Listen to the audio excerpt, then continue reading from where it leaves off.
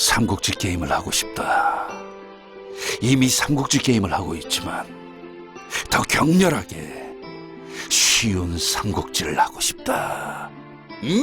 지금껏 보지 못했던 격렬하게 쉽고 재미있는 카드오락 액션 RPG 삼국 G 카드, 지금 바로 구글 플레이에서 다운로드하세요. 그가 머리카락을 쓸어 올리고는 내 얼굴을 만집니다. 그에게 고백해야 할까요? 머리 만진 손에서 냄새 난다고! 그 남자의 두피를 숨쉬게 해주세요. 청정 제주의 자생생물 자원으로 만든 두피 영양제 탐나무. 뿌리기만 했는데 건강하고 탐나는 머리카락이 된 것 같아요. 탐나는 샴푸와 트리트먼트도 있습니다. 인터넷 검색창에 탐나무를 검색해보세요.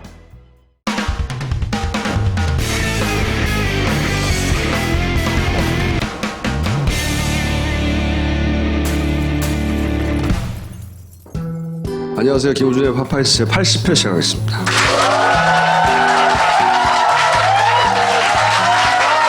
제가 연말연시에 각종 코멘트를 보다가 정말 센스 대단하다고 한, 이건 이제 딴지일보에 있는 게시판에서 제가 본 건데, 욕이 아니에요. 매우 정확한 서술이에요. 도레미 저럴 때는 따옴표를 해줘야죠. 미에 사람들이 오해하잖아요. 왜요? 제가 이번에 이제 안철수 의원 탈당하고 나서 최근에 종편 그리고 포탈 대형 커뮤니티들을 유심히 보면서 굉장히 재미있는 현상들을 발견했습니다. 일단 탈당을 하겠다, 실시간 방송됐죠. 그리고 나서 포탈에서는 대부분 첫 번째, 두 번째 기사로 이 탈당을 보도합니다. 그리고 어디 제목인지 아주 제목이 섹시하네요. 네, 아주 제목도 파격적이에요. 그 기사 지각비운동이 시작됐다는 거예요. 21일 날 이미 시작됐다. 북상 하나? 했다가 아니라 북상 하나? 바람이 강력하게 실려 그렇죠. 있는 강력하게 실려 있는 거죠. 그 뒤에 보면은 아성 붕괴 초읽기 22일, 초가 일주일 단위로 흐르고 있어요. 여기서는 초읽기에 이미 들어갔어요. 22일 날부터. 아직도 안 이루어졌는데, 그 다음에 최대 구매국 탈당 가능 거론인데 기사가 탑으로 실리는 거예요. 말만 해서 실리는 거야 완전히. 20일 기사요. 끊임없이 이렇게 펌프질을 하죠. 갈라져라 갈라져라. 그러고 나서 이제 또 김한길 대표가 탈당을 합니다. 전 대표가. 이거는 또 탑이에요. 김한길 탈당. 포탈에서 야당 정치인이 이렇게 탑을 차지하는 경우는 거의 없습니다. 문재인 대표가 무슨 정책을 발표하든 누구를 영입하든 이렇게 올라오지 않아요. 근데 탈당과 관련해서는 어찌나 신나는지 지금 난리가 났어요. 근데 이제 기존에 이런 걸 계속 해왔는데 조금 차이가 있는 건 포탈 다음을 굉장히 적극적으로 이용했다 이번에는. 뭐 이거는 오보 내지는 뭐 언론 플레이로 났죠. 정권 교체 꼭 하세요. 2호여서 안철수 지지. 이거 탑에 올라왔단 말이에요. 중앙의 작품이었죠. 네. 네. 김대중 대통령의 아들 본인이 나와서 아니라고 어이없어 했다. 거기에 대해서는 김대중 대통령 아들 김홍걸 씨가 부인을 했죠. 네. 네. 어머니한테 여쭤봤더니 어이없어 하더라. 그런데 그 며칠 전에 문재인 대표가 똑같이 만났어요. 그 기사 보신 적 있어요? 이렇게 탑으로 안 올라와요. 절대. 모 언론을 보면 그런 표현까지 나오죠. 문재인 대표는 8분 차도 내지우지 않고 8분 만났는데 안철수 의원은 20분 따로 차도 내주고 복대까지 했다. 그리고 여론조사 장난 예를 들어서 보세요. 같은 날 나온 기사인데 하나는 더민주 호남 지지율 비상. 호남에서 안철수 신당 지지율이 너무 높다는 거예요. 연합발입니다. 근데 바로 밑에 보면 문재인 호남 지지율 상승. 고민 깊어지는 동계. 이게 똑같이 리얼미터 기사가 헤럴드에서는 스트레이트하게 냈는데 연합에서는 거꾸로 내요. 문재인 호남 지지율 상승하고 있다는 거는 이 기사의 맨 끝에 한 줄 나옵니다. 한 줄. 그렇게 장난하는 거죠. 근데 이 둘 중에 포탈 탑에 걸린 건 이거예요. 대선 수준의 댓글 부대가 투입됐어요. 이렇게 대량의 댓글 부대가 투입된 건 대선 이전에는 본 적이 없습니다. 커뮤니티에 안철수 의원의 인터뷰를 올려요. 그러면 갑자기 선풀, 응원의 댓글도 있으면 비난의 댓글도 있을 수 있잖아요. 없어요. 초반에 그 응원하는 댓글이 한 몇십 개가 확 도배가 돼버려요. 그런 다음에 조회수를 올려서 탁 올라가 메뉴에. 그런 짓을 몇 차례 합니다. 아주 수차례 계속 반복적으로. 포털 댓글도 마찬가지고. 안철수 의원 지지자가 그렇게 많은 거 아니에요? 그것만큼 안철수 의원의 지지자가 아닌 문재인 대표 지지자도 있어요. 그러면 균형이 맞아야 되잖아요. 여론조사 수치로도 그러하고 야당 정치인이 이런 대규모 선풀 알바에 의해 뒷받침되는 건 처음 봤어요, 저는. 종편에서도 마찬가지예요. 종편에서도 얼마나 칭송을 하는지, 이 탈당을. 뉴델리에서 안철수 의원의 비서실장 격인 문병호 의원 인터뷰를 했어요. 보통 야당 정치인은 처음부터 끝까지 까는 곳이거든요. 얼마나 칭송을 하는지. 거기 보면은 제갈공명이라고 합니다. 문병호 의원을. 내가 한 말이 아니에요. 뉴데일리가 제갈공명이래. 어쨌든 종편과 포탈과 보수 매체들이 한마음 한뜻으로 이렇게 안철수 의원을 칭송하는 것은 그들이 너무 고맙기 때문이거든요. 그렇잖아요? 간단해요. 갈라지면 너무 고마운 거예요. 정청래 의원 불러서는 뭐 물어보시려고 다 얘기하는. 그 덤 이제 어떻게 되냐고 이제 앞으로. 그러니까 저는 무슨 얘기를 하고 싶냐면 안철수 의원이 본인의 진심과 의지와 구상이 있겠죠. 당연히. 응? 그분이. 그런데 자기 정치 행위가 이 투보수 진영에 의해서 어떻게 이용되는지, 활용되는지, 그거를 볼 줄 알아야 하는데 그걸 볼 줄 모르면 사실 정치도 자기가 없는 거예요. 잘 모르실 것 같은데요? 잘 모를 수도 있습니다. 네. 저런 선포를 보면, 야, 내가 좀 늦었구나. 좀 더 일찍 결심을 할 걸. 뭐, 이런 생각을 할 수도 있을 그렇죠. 것 같아요. 그리고, 아, 조중동이 올바른 소리를 하는구나. 아, 종편이 똑바른 판단을 한다. 그렇게 생각할 수 있어요.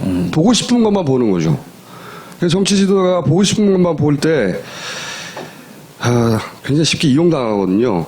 자, 여기서 큰일 났다는 생각 안 하셨어요? 재앙 수준이죠, 재앙. 정말 큰일 재앙 났다. 수준이 우려가 되죠. 그런데 정치를 하려면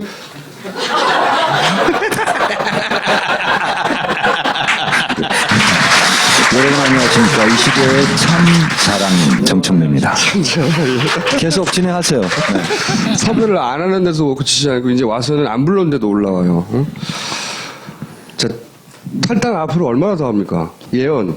예언이요? 네. 5명 내외? 그러면은 교섭단체 안 되잖아요. 안 될 가능성이 있죠. 5명 내에는 다 어떤 계보입니까? 김한길 계보입니까? 박지원 대표는 예고를 했고, 오늘, 다음 주에 나가신다고 밝혔고, 그 다음에는 주승용 네. 전 최고위원도 예고를 했고, 그분은 김한길 전 대표하고 딱 붙어 있는 그리고 나머지는 유동적. 유동적. 네. 그러니까 한마디로, 간을 보겠죠. 그러면 저 구상은 어떻게 되는 거예요? 지금 보면은 호남에 이제 의원들이 몇 번 나왔잖아요. 박주선 의원도 자기 이름으로 자기 당을 만들려고 해요. 그래서 박주선 당과 청정배 당이 합당한다. 뭐 당 같지도 않은데 벌써 합당한데. 거기에 박준영 당도 있고, 네. 김민석 당도 있어요. 그렇죠. 안철수 신당 때문에 슬픈 분들이 몇 분 생겼죠. 천정배, 박주선, 박준영 이분들이 존재감이 없어졌죠. 그분들이 그래서 먼저 합치고 그다음에 안철수 신당하고 합치고 그래서 이제 뭐 호남을 베이스로 한 제3당을 만든다. 이게 구상 아닌가요? 안철수 대표도 좀 고민되겠죠. 왜냐하면 본인이 가려고 하는 참신한 새정치하고 조금 안 맞지 않을까. 그럼 결국은 호남에 있는 소위 이제 구민주계 과거에 예전에 열린우리당하고 갈라진 거 생각나세요? 네, 열린우리당하고 갈라질 때 민주당에 남았던 소수의 호남 베이스 정치인이 있습니다. 구민주계 그리고 김한길계. 김한길계는 그 2007년 대선 전에 당을 엄청 많이 만들었어요. 그거 좀 읊어주세요. 이름 다 못 외워서 적어왔습니다. 저도. 김한길 의원이 저는 처음부터 민주당 쪽으로 정치를 시작한 줄 알았더니 그게 아니더라고요. 아니에요. 1992년 정주영 통일국민당으로 시작을 했더라고요. 어쨌든 열린우리당을 탈당을 하고 처음 만든 당은 중도개혁 통합신당. 네, 2007년 대선 국면 때. 네, 네. 5월인가 6월에 만들었어요. 그리고 나서 이게 중도통합민주당이 됩니다. 다시 나왔던 열린우리당하고 합치면서 대통합민주신당이 되죠. 근데 일단 집단 탈당을 해요. 김한길 개 의원이 한 20명 정도. 23명. 그리고 나서 중도개혁통합신당을 만들어. 근데 민주당하고 두 달 있다가 합쳐. 그래서 중도통합민주당이 돼요.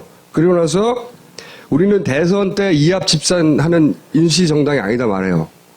그러면서 김한길 대표는 이때 당대당 통합은 반대한다. 그런데 두 달 있다가 탈당합니다. 다시 또 여기를. 중도통합민주당을 집단 탈당을 다 해요. 그리고 나서 민주당은 오래를 남죠. 그리고 대통합민주신당을 만들어요. 그런 다음에 사실상 열린우리당과 합쳐지는 거죠, 그게. 대통합민주신당으로 대선을 치르죠. 그리고 나서 또 민주당과 또 합당을 해요. 그래서 통합민주당. 통합민주당이 다시 됩니다. 네. 창당했다가 탈당했다가 합당했다가 다시 탈당했다가 다시 합당하고 다시 씨발 뭐 많아 이렇게 어쨌든 두 달에 한 번씩 한 거거든요. 네. 김한길 대표와 함께 그때 움직였던 사람이 이번에 근데 한꺼번에 나가지가 않는 이유는 뭐예요? 지금은 나기 어렵죠. 왜냐하면 그분들은 주로 수도권 의원이기 때문에 탈당 곧 낙선 이런 거거든요. 실제로 김한길 의원 핵심 의원들한테 좀 물어도 봤어요. 뭐 탈당할 거냐고 그랬더니 뭐 강남 따라 친구 가는 게 아니다. 친구 따라 강남 가는 게 아니다. 나타나 지금. 지지율이 굉장히 지금 중요한 것 같아요. 네. 대체적으로 여론조사 보면 더불어민주당이 23% 내외, 그다음에 안철수 신당이 15% 내외 이건데 엄청나게 지금 안신당 띄우기를 뭐 보수 언론에서 엄청 하고 있죠. 해주죠. 근데 그런 것 치고는 신당이라고 이름 붙어서 지지율이 참 안 나오는 거예요. 원래 만들어지기 전에 신당이 붙으면 지지율이 20%대로 충분히 나오거든요, 대부분. 근데 이제 이름을 붙이면 여론조사 전문가에 의하면 3 내지 5%가 더 올라간대요. 이름 지금은 붙이고 나서? 안철수 신당 이렇게 물어보거든요. 그래서 이름자가 들어가기 때문에 3에서 5% 정도가 더 나오는 거고, 근데 어쨌든 이름이 만들어지면 이제 안철수 효과가 좀 사그라들 것 같아요. 그거 사라지지 말라고 종편과 이 여론조사를 이용한 네. 여러 가지 떠받치기를 한참 하고 있죠, 지금은. 지금 조중동 종편 이런 데 보면 안철수 의원이 거의 뭐 메시아급이더라고요, 보니까. 새누리당의 당 대표보다 더 많이 주목을 받고 있어요. 네. 더 많이 칭송받고. 김무성 대표도 피해자네요, 그럼. 거기도 피해자죠. 총선 과정에서 야 그러면 이렇게 둘 다 후보를 같은 지역에서 냈는데 당연히 이렇게 되면 지니까 이 지역에서는 더 경쟁력 있는 후보 한 사람으로 통일하자. 이런 가능성은 없어요? 지금으로서는 없고요. 안철수 의원은 없다고 하더라고요. 아예. 이 시대의 참 역술인으로서 제가 예측을 해볼게요. 안철수 신당은 아무리 제가 생각해봐도 뭐 몇 석을 뭐 가질지는 모르겠으나 원내교섭단체가 되기는 어려울 것 같아요. 그렇겠죠. 예, 총선 이후에 당장 안철수 대표부터 노원병 있잖아요. 본인부터 위험해요 지금. 예. 거기서 만약에 노회찬 의원이 출마를 하면 노회찬 의원이 출마하지 않아도 여당 쪽에서 내는 후보하고 지금 비슷비슷하죠. 네. 그리고 수도권은 아마 힘들 것 같고 안 신당으로. 근데 다 내기는 하겠다는 거고 이제 특히 낡은 진보 그다음에 뼛속 친노 여기는 표적 공천에서 같이 자폭하는 수를 쓰겠다라고 벌써 얘기를 했어요. 그럼 본인 당이 당선되는 것이 아니라 더불어민주당을 떨어뜨리겠다. 라고 얘기를 했어요? 그럼요. 아니 안철수 의원이 한 얘기는 아니고요. 네, 아까 측근 의원이- 뉴데일리에 출연하셨던 제갈공명. 제갈공명. 네. 제갈공명이 누구야? 문모병호 의원이 이미 얘기했어요. 그래서 표적공천, 특별공천이라는 표현을 썼지만 하겠다라는 거고요. 그러면 제가 봤을 때는 전문 용어로 수도권에서 부가 별로 없죠. 안신당. 그리고 이제 호남은 모르겠어요. 각축전을 펼치고 있을 텐데 뭐 2번과 3번의 싸움이겠죠. 근데 쉽지 않을 거요. 왜냐하면 특히 광주, 전남 이쪽 의원에 대한 물갈이 요구가 수준을 넘었어요 지금 일정 수준을. 그래서 그럼 박지원 의원은 거기서 호남을 이렇게 베이스로 한 새로운 정당을 만든다는 거예요? 아니요. 그럼요. 그냥 물속으로 갈 것 같아요. 아, 여기 있지도 못하고 저기 합류하지도 못하니까? 예. 그리고 이제 지금 재판 대법원이 남아 있잖아요. 예. 그래서 어디로 쉽게 몸담기가 어려운. 박지원 의원은 상황이죠. 안철수 신당에 들어갈 수가 없죠. 예. 왜냐하면 안철수 그 의원이 얘기했던 기준이 안 맞잖아요. 그런데 생각해 보면 예. 4년 전 총선 때도요 이런 몸살이 있었고요. 또 8년 전에도 그랬고요. 그리고 2002년 노무현 대통령 후보 때 후보직 내놔라 하는 후단협이 있었죠. 그때도 20명이 탈당했어요. 맞아요. 그리고 정몽준 실제로 옹립하려고 그랬죠. 당을 만들었죠 그때. 실패했죠. 근데 지금 순간순간 하루하루 보면 이게 굉장히 큰 사건처럼 보이는데 그렇게 보이길 원하죠 지금. 그렇죠. 보수 진영에서는. 역사적 관점에서 보면 하나의 작은 몸짓에 불과하다. 역사적 관점을. 예. 나도 드디어 정치를 10년 이상 했기 때문에 역사야. 강산이 바뀌었어. 그리고 어떻게 하다 보니까 당내 서열 2위가 됐어요. 문재인 대표가 몸살 감기로 못 나오시면 제가 당대표입니다. 제가 사회를 봐요. 예, 그리고 웬만하시면 머리도 복잡한데 좀 장기 해외 출장을 가셨으면 좋겠어. 그럼 제가 이제 앉아가지고 사회를 봐야 돼. 그리고 중요 현안을 그냥 갑자기 막 처리하는 거야. 그래서요. 본인 징계와 관련된 것 같은데. 실제로 의원들이 농담 반 진담 반으로 문재인 대표 물러가라고 막 주장했거든요. 근데 하다 보니까 승계 순위가 나야. 정청래? 뭐 호랑이 피하려다 뭐 온다고? 그건 안 되지? 그래서 비대위란 말을 못 꺼내고 조기선대위를 말을 꺼내고 있다. 이런 또 분석도 있어요. 그래서 저는 그랬죠. 저는 죽어도 사표를 안 내겠다.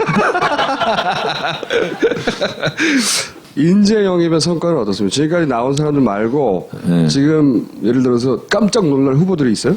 탈당을 하면 곧 망할 것처럼 뭐 이렇게 최악인 것처럼 보이지만 탈당의 덕도 있어요. 인재 영입이 잘 돼. 예전에는요. 이런 일이 없으면 인재 영입을 하려고 해도 경선하라고 그러면 떨어질 거기 때문에 아까운 인재들이 영입되기를 꺼려해요. 그죠? 그 지역에 원래 국회의원이 있잖아요. 네. 지역구 21석 비례대표 포함해서 26명이 컷오프잖아요. 일단 지역구 21자리가 있는 거야. 그러니까 영입이 되더라도 21번째까지 빨리빨리 신청해야 돼. 플러스 탈당하는. 근데 왜 저쪽을 보면서 지금 빨리 신청해야 돼 그러는 거예요? 제가요 어떤 인재들을 영입하면 좋겠습니까? 비례대표 이렇게 해서 트위터를 날렸어요. 압도적 1위가 표창원이야. 김총수 많이 맛이 갔더구만. 2위가 윤석열 검사야. 좋죠. 좋죠. 그리고 3위가 김총수야. 근데 우리의 영입 대상은 1등, 2등까지밖에 안 해요. 근데 김용민은 한 표도 없었어. 그걸 위안 삼으세요. 김용민은 제가 계속 주장하지만 새누리당 입당 원서를 내야 돼요. 입당 원서를 두고 협박해야 됩니다. 거기를. 근데 윤석열 검사가 오늘 또 좌천됐어요. 오늘 기사를 보시면 또 좌천돼서 제가 트위터도 참 박근혜 정권 뒤끝 장렬이다 이렇게 했는데 참 치사해요. 어쩜 이렇게 노골적으로 부끄러운 짓을 부끄럼 없이 하는지. 그 저쪽은 잊지 않아요. 절대. 네. 항상 복수하고 그 복수가 이래로 끝나는 게 아니라 그 사람이 망할 때까지 계속 괴롭혀 쫓아다니면서. 예. 제가 속갯말로 이 시대 참 자랑이라고 했는데 자랑거리 2개를 제가 좀 말을 해야 돼요. 민간인 잠수사 있죠? 세월호. 그분들의 눈물도 또 우리가 기억해야 되는데 그분들의 자발적인 잠수 활동 그리고 단원고 학생 구조 활동을 국가가 인정하기는커녕 범죄를 더 씌워서 공무용 잠수사 고소까지 했잖아요. 근데 1심에서 저희가 쭉 다뤘습니다. 받았는데 네. 그 민간인 잠수사에 대해서 순환구조법을 이번에 제가 대표발의해서 개정안을 냈습니다. 그래서 통과됐어요. 본회의를. 내용이 뭡니까? 세월호 민간 잠수자도 국가가 보상, 지원, 치료비를 줄 수 있는 근거를 지금까지 없었어요. 없었어요. 그래서 안 줬어요. 어느 순간부터. 그래서 자비로 다 치료하고 있었다고. 소급 적용이라는 게 법에서 굉장히 어렵잖아요. 근데 이제 그 법이 통과된 이후에 발생한 일에 대해서 사람에 대해서 보상 지원을 해야 되는데 세월호 민간인 잠수사는 특별성을 고려해서 소급 적용한다. 그거를 이제 본인이 했다고 지금. 네. 네. 그리고 안타까운 소식 하나는 오늘 우리가 개표 부정 계속 얘기하잖아요. 네. 그래서 완벽한 제도는 아니지만 아이디어를 제가 냈죠. 그래서 개표가 끝난 이후로는 무조건 랜덤으로 컴퓨터 추첨으로 5%를 무조건 재검표하는 걸로. 그래서 그 법이 선관위에서도 찬성을 했어요. 그래서 오늘 안행희 행자부 장관 인사청문회 직후에 법안 소위를 열어서 그걸 통과시키기로 했어요. 선관위는 찬성했어요. 선관위는 적극 밀고 있어요. 네. 그래서 제 이름으로 대표발을 했는데 갑자기 진박 실세 조원진 의원이 나타나서 안 돼. 왜 안 된답니까 그게? 그 법을 반대하는 게 아니라 자기가 올린 법을 상정해주지 않았다고. 그래서 오늘 중요 법안 44개 법안이 꼭 오늘 해야 통과될 수 있는 가까스로 이런 법인데 44개 법안을 모두 다 날렸어요. 그건 핑계네요. 개표 이후에 랜덤으로 고소고발이 없고 재검표 이유가 없어도 5%는 랜덤으로 그냥 재검표를 한다면 사전 예방 조치도 될 수 있잖아요. 그리고 그렇죠. 어느 정도는. 어느 정도는. 근데 그 법은 아쉽게 오늘 무산됐습니다. 이건 어떻습니까? 총선 이후에 왜 내각제 개헌이 무슨 대통령 중임제니 이러니까 솔솔솔 나오잖아요. 현재 그 개헌과 관련해서 이 민주당의 의견이 있습니까? 87년 체제가 지금 2015년에는 안 맞는다. 물론 그런 측면도 있죠. 근데 문제는 개헌을 논의한 순간 모든 이슈가 블랙홀이 되기 때문에 그렇죠. 상당히 근데 이쪽에서 안 한다면 저쪽에서 하려. 힘이 없을 때 한다면 무조건 끌려갈 수밖에 없거든요. 우리가 힘을 가졌을 때도 노무현 대통령 때 원포인트 개헌 하자고 하는 것도 그 난리가 나면서 당시 박근혜 의원이 참 나쁜 대통령이라고 얘기했잖아요.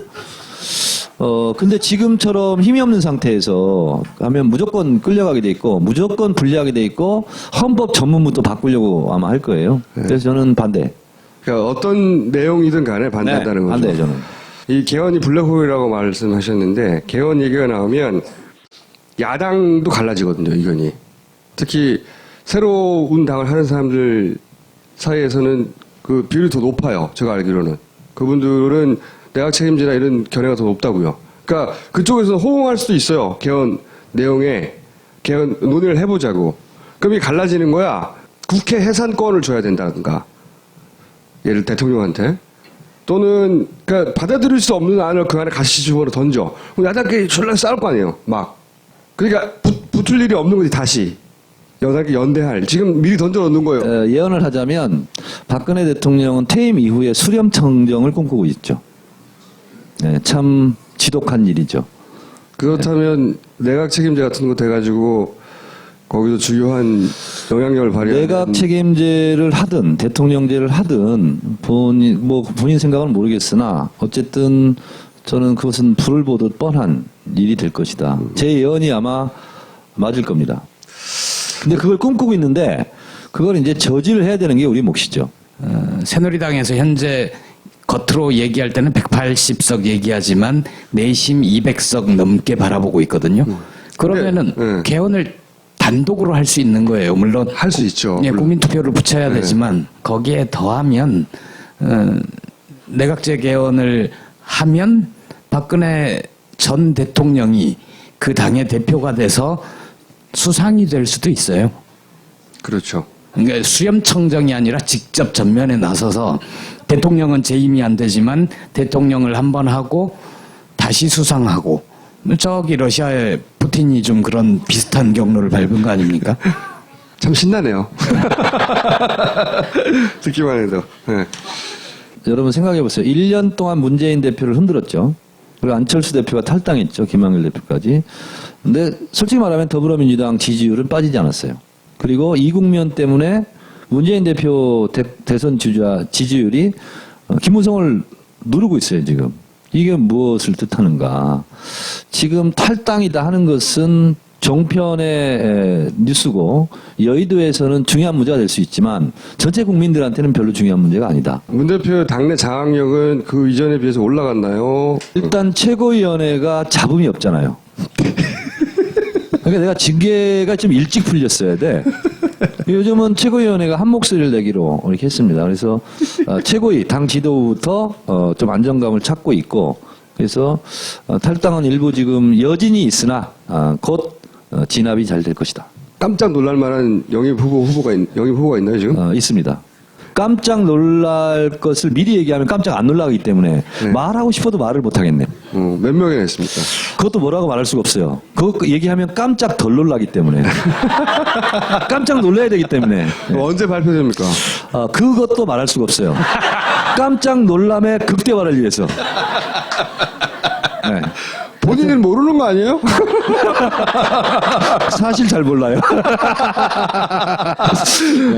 영입하는 파트는 따르고 본인 잘 모르는 거죠. 네, 영입은 인재영입위원장이 문 대표예요. 근데 부위원장도 없고 위원도 없어.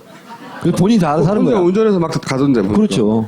그리고 이제 우리 최고위원들은 이런 사람이 어떻겠냐 하고 천거하고, 뭐 그럼 대표가 심사숙고하고, 이제 그렇게 해서 인재영입 부분은 그냥 대표의 전권을 저희가 다 드렸어요.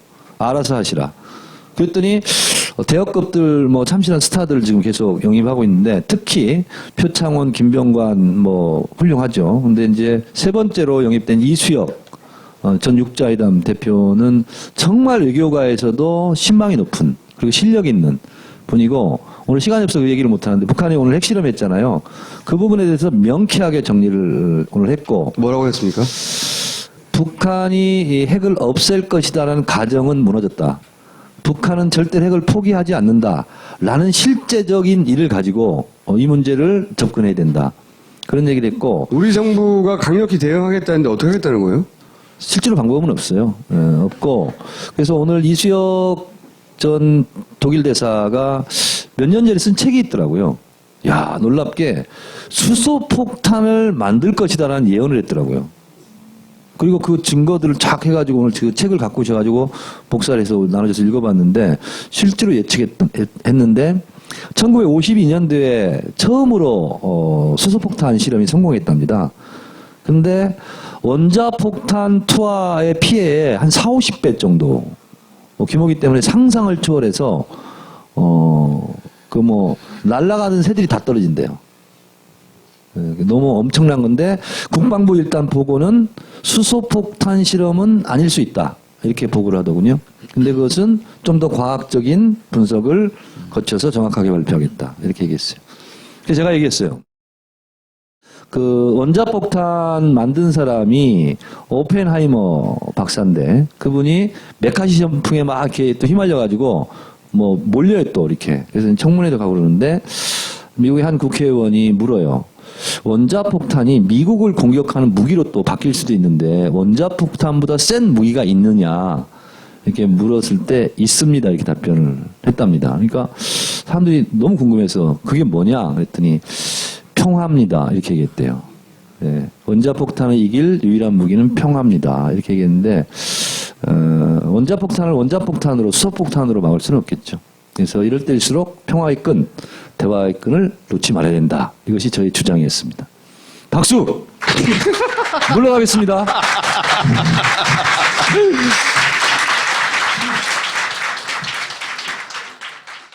자기야, 이거 봐봐. 스틱 PC라는 건데 꽂기만 하면 거실 TV가 컴퓨터로 변한대.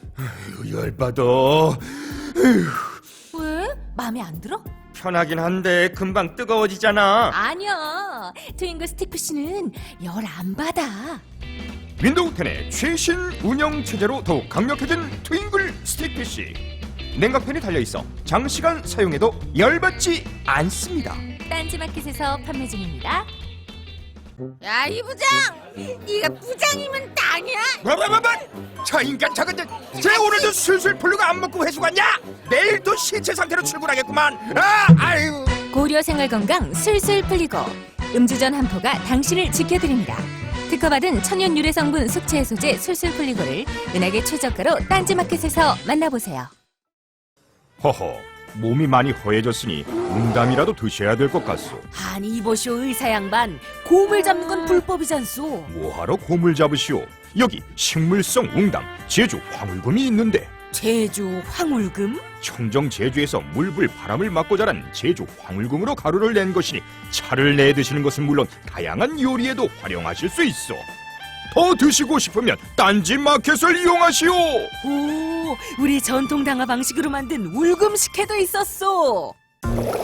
위안부 협상이 이제 큰 문제가 된 건 다 아실 테고, 저희가 그래서 전문가를 모시고 이게 과연 뭐가 문제인지 한번 짚어보려고 하는 거예요. 이장희 한국외대 명誉교수님.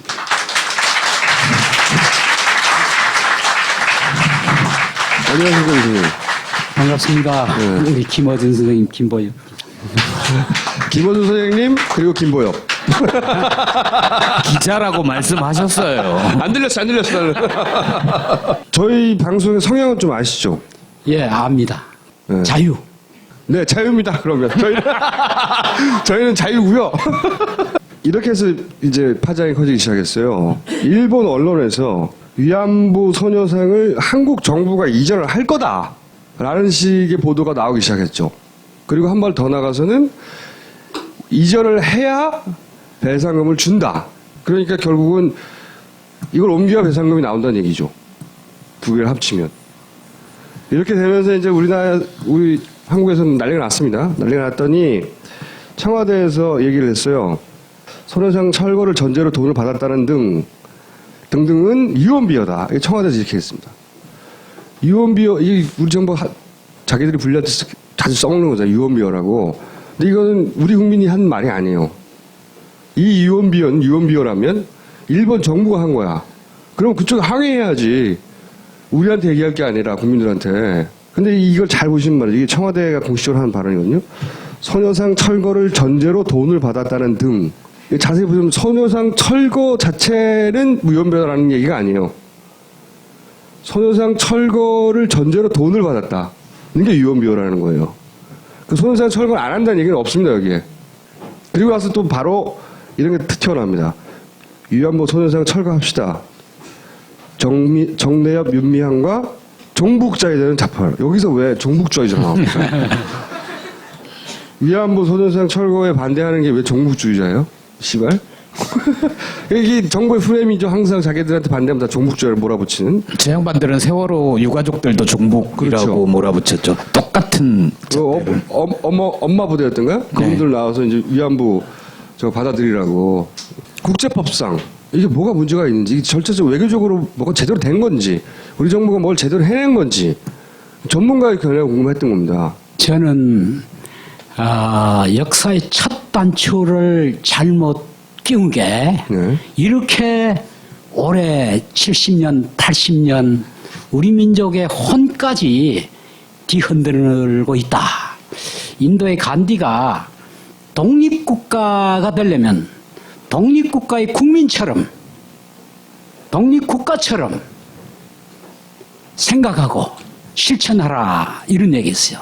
그래서 저는 이 국제법 하는 사람으로서 단순히 위안부 문제의 국가에 의해서 전시 중에 행해진 조직적인 반인도적인 범죄다 하는 것은 이미 사실 93년 고노, 95년 무라야마, 98년 사실 김대중 대통령, 그 다음에 2010년 뭐 고이점이 쭉 정상들도 이미 벌써 이 문제에 대한 뭐 이런저런 사과도 하고, 그 다음에 유엔의 인권이사회, 세계국제법 법률가 협의회, 그리고 미국의 하원 이미 일본 정부에다가 권고안을 내서 이것은 국가범죄고 반인도적 범죄니까 일본 정부가 해당 피해자에게 정신적으로 물질적으로 관련자를 처벌하고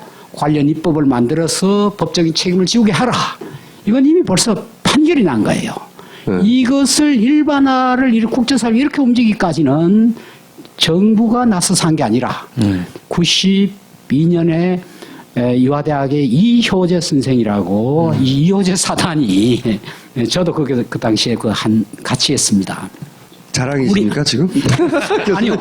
우리 집사람이 이대 사회학을 나오기 때문에 아침에 새벽에 5시에 갑자기 전화를 해서 기독교 회관 지하에 나오라는 거예요. 왜 나가야 됩니까? 하니까 남자들이 나라를 잘못 지켜서 우리 여성들이 전신이 이렇게 당했으니 당신이 안 나오면 오늘부터 당신 외국어 대학 앞에 가서 1인 시위를 하겠다고.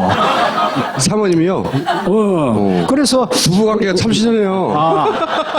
아니 외국어 대학을 물러나라고. 그래서 우리 집사 갑자기 깨서 우리 집사를 깨는 게 왜 그러냐 하니까 이효재 선생이 전화 왔다. 뭐 때문에 전화하냐고. 오늘 7시 반까지 지금 나오라 한다. 그 나가니까 뭐 제가 알만한 법률가들 몇 사람 왔어요. 여기 뭐 시장님도 나오시고. 그래서 민간과 학자에 시작한 거거든요. 예, 그래서 저한테 주문이 65년 청구권 협정으로 네. 65년 청구권 협정 제 1조가 유상 3억, 무상 2억 네. 준다. 이거 이제 청구권 협정 1조가. 박정희 전 대통령이 했던. 그렇죠. 네. 지금까지 욕먹고 있는. 예. 이조는 1조의 유무상 5 플러스 한일 간 양국가 간 국민 간 채권, 채무, 재산 모든 것은 completely, finally, 완전하게 최종적으로 solved, 해결됐다. 이렇게 됐다는데 피해자들이 다들 얘기를 그때 정부가 그런 이후에 무슨 신고하라 이래서 이렇게 했는데 미처 신고 못한 사람이 한 70~80%다. 이 사람들이 정부와 관계없이 일본 정부를 상대로 해서 개인 손해배상 청구권을 청구할 수 있는 권리가 있느냐 없느냐 그걸 검토해달라는 거예요. 그래서 제가 검토를 해보니까 그 당연히 있다. 국가가 포기한 것은 외교적 보호권 포기에 불과하고 미진한 피해 배상자는 언제든지 일본 정부를 상대로 손해배상 청구권이 있다라는 얘기를 우리가 해주니 그 다음부터 윤정옥 선생 그다음에 그 이대 제자들 지원희 선생 이미경 총동을 해가지고 얼마 있이 그 단체를 하나 만들더라고요. 그게 바로 정대협이군요. 그렇죠. 그래서 이제 이분들이 뭐 논리를 하나 만들어라 해서 논리를 만들었더만 그 논리를 가지고 영어로 번역을 해서 3월 8일 유엔 제네바 인권이사회에다가 풍물패를 몇 사람 데려가서 유엔 인권이사회 하기 전에 한바탕 노는 겁니다. 그러면 인권이사들이 지나가다가 뭐 하는 거 이럴 때 유인문을 나눠주고 이렇게 해서 국제사회를 집요하게 설득을 시켜서 95년, 98년에 유엔 인권이사회가 드디어 라포트 이 문제는 정말 반인도적 범죄인가 아닌가를 리포트 아닌가요, 교수님? 불어라 라포트 보고관 특별보고관 특별보고관을 지정을 하고 이분이 한국 정부와 일본 정부 한국의 피해자와 일본의 또 관련자들 다 만나서 최종 보고서가 한국의 정대비 얘기한 그대로다. 민간에서 그렇게 정부가 아니라 민간에서 그렇게 노력을 해서 이 문제를 국제적으로 이슈하고 국제적으로는 이것은 명백한 국가 범죄라고 인정받았다는 것까지는 알겠습니다. 그러면 그 관점에서 쭉 보시면 지금 우리 정부가 일본과 합의한 이 협상은 제대로 된 겁니까? 이 합의에 가장 제가 가슴 아픈 것은 65년 체제는 한마디로 그 상위 조약인 52년 샌프란시스코 조약의 하위 체제고 52년 샌프란시스코 조약이라는 것이 가장 잘못된 게 뭐냐면 식민지 전쟁과 태평양 전쟁에서 가장 피해를 입은 조선인과 중국인 가운데 특히 대만인은 46년 도쿄 전범재판소에서 피해자의 범죄에서 제외해버렸어요. 고발인이 안 됐다 이거죠. 그거를 샌프란시스코 조약이 그대로 받아들여가지고 샌프란시스코 조약은 일본이 한쪽에 패전국이고 48개국이 전선국가였는데 이 전선국가에 가장 피해를 입은 조선과 중국은 들어가지 못하고 우리 샌프란시스코 조약 14조에 손해배상을 받는 48개국에 우리는 끼지 못하고 우리는 제4조에 전쟁이 끝났을 때 식민지로부터 분리되는 지역으로 분리돼서 이 분리되는 지역의 문제는 일본과 양자간에 해결하라는 것이 65년 체제입니다. 다시 말하면 65년 체제는 50년 체제 모두가 다 식민지 35년을 합법을 전제로 한 그런 체제다 이거죠. 그래서 65년 체제는 벌써 한계가 있다 이거죠. 그래서 65년 체제 때 우리 국민들 대부분 유무상 5억불 받았다 할 때는 일본이 식민지 중에 범죄 행위를 하는 데 대한 손해배상 금액으로 범죄에 대한 손해배상 금액으로 돈을 받은 줄 알고 실질적으로 우리 정부는 또 뭐 신고하라는 법률을 만들어가 신고하라 하니까 진짜인 줄 알았죠. 그런데 미처 신고를 못한 사람이 변호사를 시켜서 일본의 법원에다가 소를 제기하니까 전부가 다 패소를 했어요. 그 왜 패소를 했냐 이유를 물어보니까 식민지가 합법이다 이게. 그 합법이란 근거 어디냐? 65년 협정 52년 샌프란시스코 체제 자체가 식민지 자체가 합법이라는 걸 전제로 한다 이게. 태평양 전쟁이 끝나고 일본하고 미국하고 승전국하고 샌프란시스코 강화조약을 맺었는데 그때 당연히 그 승전국 사이드에서는 국가 대 국가로 다 배상을 받는데 그때 우리나라는 국가로 배상을 받는 게 아니라 일본의 식민지 상태였기 때문에 별개 국가가 아니라는 거죠. 그죠? 그렇죠. 일본이었던 거죠, 일본. 그거를 그 법이 그냥 인정해버린 거고 일본이 그걸 요구했죠. 그러니까 조선은 우리 일본이었다. 그래서 조선은 별개의 국가로 우리가 별개로 보상을 해줘야 되는 게 아니고 우리끼리 그냥 해결하면 된다. 일본의 식민이었다. 네, 식민지였기 때문에. 식민이었는데 동원법에 해가지고 뭐 강제 노동이라든가 원폭 피해자라든가 일본은 식민이었다. 식민지였다. 합법적. 그게 일본이었다는 거죠 그때 조선이. 그럼 뭐가 문제냐? 그러니까 조선을 국가로 별도로 승전국과 같이 대우해서 배상할 의무가 없고 나중에 자기들끼리 우리끼리 해결하면 된다는 걸 인정해 준 거라는 거죠 그게. 그리고 박정희 대통령이 그 다음에 배상 받은 것도 그 체제 하에서 받았기 때문에 문제라고 하시는 거죠. 그렇죠. 근데 우리 사탄투를 잘못 끼니까 독립된 국가로 그렇죠. 받은 게 아니라. 그렇죠. 우리 국민들은 그랬던 오랫동안 알았는데 이게 언제부터 알기 시작했냐면 그 미처 여기에 관련된 신고하라 했을 때 신고를 안 한 피해자들이 어떻게 하냐 하니까 물어보니까 일본에 직접 신고하면 저 소송을 제기하면 된다 이래서 일본의 법원에 변호사를 시켜서 하니까 일본 법원에서 저 일제 36년 합법이기 때문에 너가 무슨 신고할 자격이 있냐. 너희들이 뭔가 도덕적으로 이미 유무상 5억불 다 줬다 이게 못 받았냐 이렇게 나오는 거예요. 못 받은 건 니네 정부의 문제다 이렇게 되는 거죠. 그렇죠. 네. 그래서 이제 어떻게 되냐. 그러니까 우리 피해자들이 도대체 외교 문서가 좀 한번 보자. 65년, 14년 동안에 진짜 우리 정부가 그 주장 한 번도 안 했느냐. 이걸 딱 해보니까 외교 문서는 여러분들 알다시피 30년 만에 공개할 수 있게 됐는데 65년이면 95년에 공개를 할 수 있는데 뭐 한일 양정부가 반대하는 거예요. 한일 양정부는 똑같이 청구원협정 2조 1항에 의해서 다 해결됐다는 똑같은 입장을 취해왔어요. 그런데 피해자들이 또 소송을 제기하고 해서 드디어 행정소송을 제기해서 2005년 9월 달에 행정소송의 정보공개법에 의해서 정부가 할 수 없이 공개를 해서 문서를 공개를 해보니까 14년 동안 51년에서 65년 14년 동안 한일 외교 협상 중에 우리 정부가 뭘 저쪽에 요구했냐 보니까 8개 항을 요구를 했는데 그 가운데 3가지 빠졌더라고요. 위안부 문제, 원폭 피해자 문제, 산림교포 문제 이거 빠졌고 제5호의 강제노동 미수 요건 들어가 있더라고요. 그래서 요 3가지에 대해서는 우리 정부 입장이 선회합니다. 일본에게 잔존 책임이 있다. 이렇게 된 거예요. 그렇군요. 그렇게 해놓고 말만 해놓고 적극적으로 일본 정부에다 정부 차원에서 요청을 해야 되는데 아무것도 하고 있지 않았단 말이에요. 그래서 피해자들이 답답해서 2011년에 정부의 직무유기를 부작위에 의한 직무유기를 확인해 달래서 헌법재판소가 2011년 9월 달에 정부의 직무유기 관련자 이걸 행하지 않으면 정부가 책임지라 이렇게 나왔단 말이에요. 그래서 외교부가 부랴부랴 외교부 내에 위안부 TF팀을 만들고 이렇게 된 거. 일이 그렇게 된 거군요. 예. 네. 그런데 그러면 지금 이 협상은 잘 된 겁니까? 그래서 지금 협상은 이와 같이 정부의 입장이 2005년에 일본 정부에게 위안부 문제에 대해서 일본 정부가 책임 있다라고 해놓고 우리 정부 입장은 다시 65년 체제를 다시 인정해버린 거예요. 이번에 협상은 그렇죠. 도루묵이 된 거예요.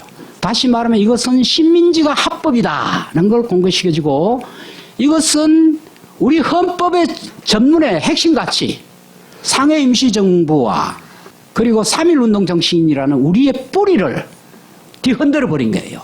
그렇게 된다면 이번 합의를 우리가 묵인해주고 그대로 해준다면 65년 체제를 바꾸기 위해서 피해자와 관련 단체 우리 국민들 국제사회가 25년 동안 각고의 노력 끝에 일본이 전혀 응하지 않는 협상 테이블이 나오지 않은 것을 피해자를 생각해서 나온 게 아니라 일본이 유엔의 상임이사국이라든가 국제사회에 진출하기 위해서 이 문제가 가장 큰 걸림돌이 되기 때문에 이걸 어떤 형식이든 노력하는 액션을 한번 취해야 된단 말이에요.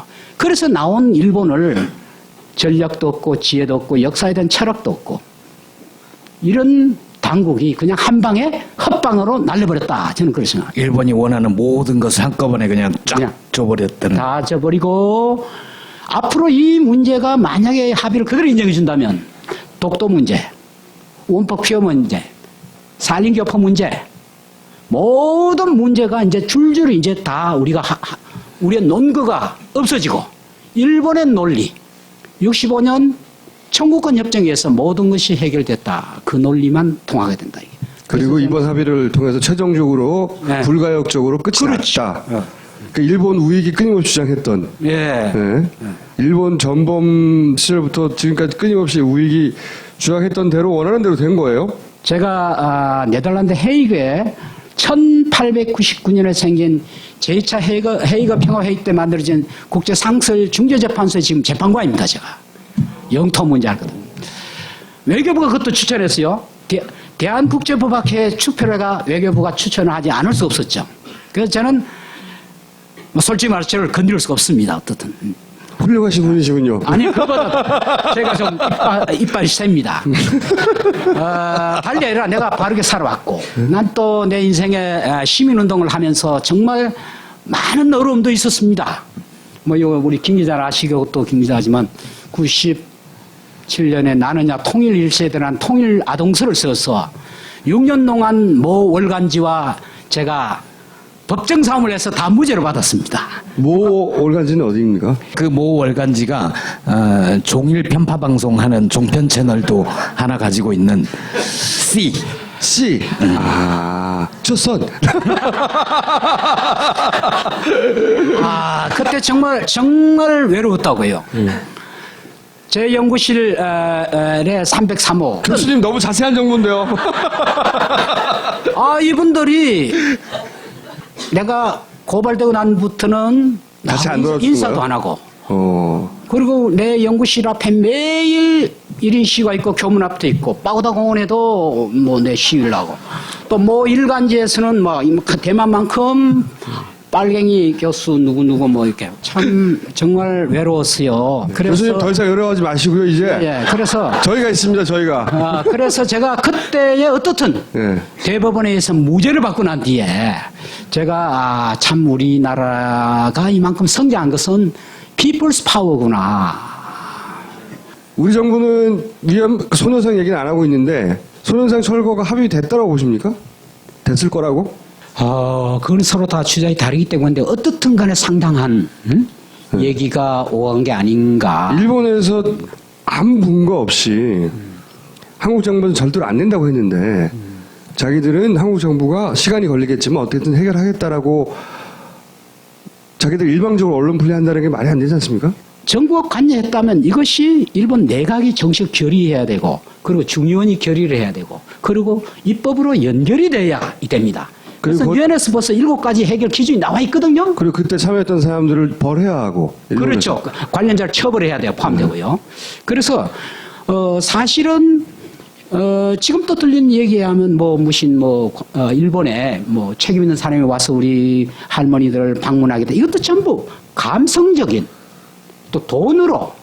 돈도 얼마 안 돼요, 그리고. 그런데 우리 할머니들이 인고의 노릇을 해온 것은 이 역사 정의, 네? 역사 정의를 바로잡아서 never again, 다시는 이와 같은 반인륜적인 범죄 행위가 정말 우리 국제사회에서 없어져야 되고 그런 사람은 반드시 처벌을 받고 교과서에 기록이 되고 추모비를 만들고 역사를 바로잡아서 후대에 교훈을 남기겠다는 그거 하나로 지금까지 25년 동안 이렇게 투자를 해온 거란 말이에요. 예? 지금 아우슈비츠 예를 들자면 지금도 추적하고 있단 말이죠. 끊임없이 공소시효 없이 차단내고. 근데 지금 책임자를 거기서 찾아내고 있는데 여기는 없잖아요. 책임자도 없어요. 돈이 얼마냐, 철거하냐 안 하냐 이걸로 끝나는 문제가 돼버린 상황인 거죠. 지금 참 농담 같지만은 참 하나 철거한데 10억, 뭐 두 개 철거한데 20억, 뭐 산술적으로 그 사람들이 어떻게 생각을 몰라도 여기 특히 불가역적이다, 최종적이다 이런 단어는 이건 무슨 사실 핵협상이라든가 그렇죠. 또 FTA 같은 데나 이 상업적인 뭐 이런 데 설지 인권 문제와 반인륜적인 범죄는 공소시효가 없는 거예요. 그죠? 그리고 그건 1968년 옳은 말씀하셨어요. 유엔 총회 결의에 의해서 반인륜적인 범죄에 대해서는 공소시효가 없습니다. 그건 유엔 총회가 결의를 했어요. 제가 잘한 겁니까 지금? 아유, 굉장히 우리 김원준 선생님이 공부를 많이 하신 것 같아. 그러니까 독일의 빌리 브란트가 처음 폴란드 가서 무릎 꿇고 사죄를 한 뒤에 지금도 가요. 메르켈 총리는 아직도 사죄를 하거든요. 네. 그러니까 그때 한번 무릎 꿇었으니까 우리 불가역 다시는 무릎을 꿇을 수 없다 이거거든요. 일본의 그렇죠. 아베도 그렇게 했어요. 자기 후대가 사죄하지 않도록 만들겠다고. 제가 하나 참 꼭 말씀드릴 게, 그 철거의 근거가 네. 1961년 그 외교관계에 관한 비엔나 협정 제22조 2호에 보면 공간의 안녕이나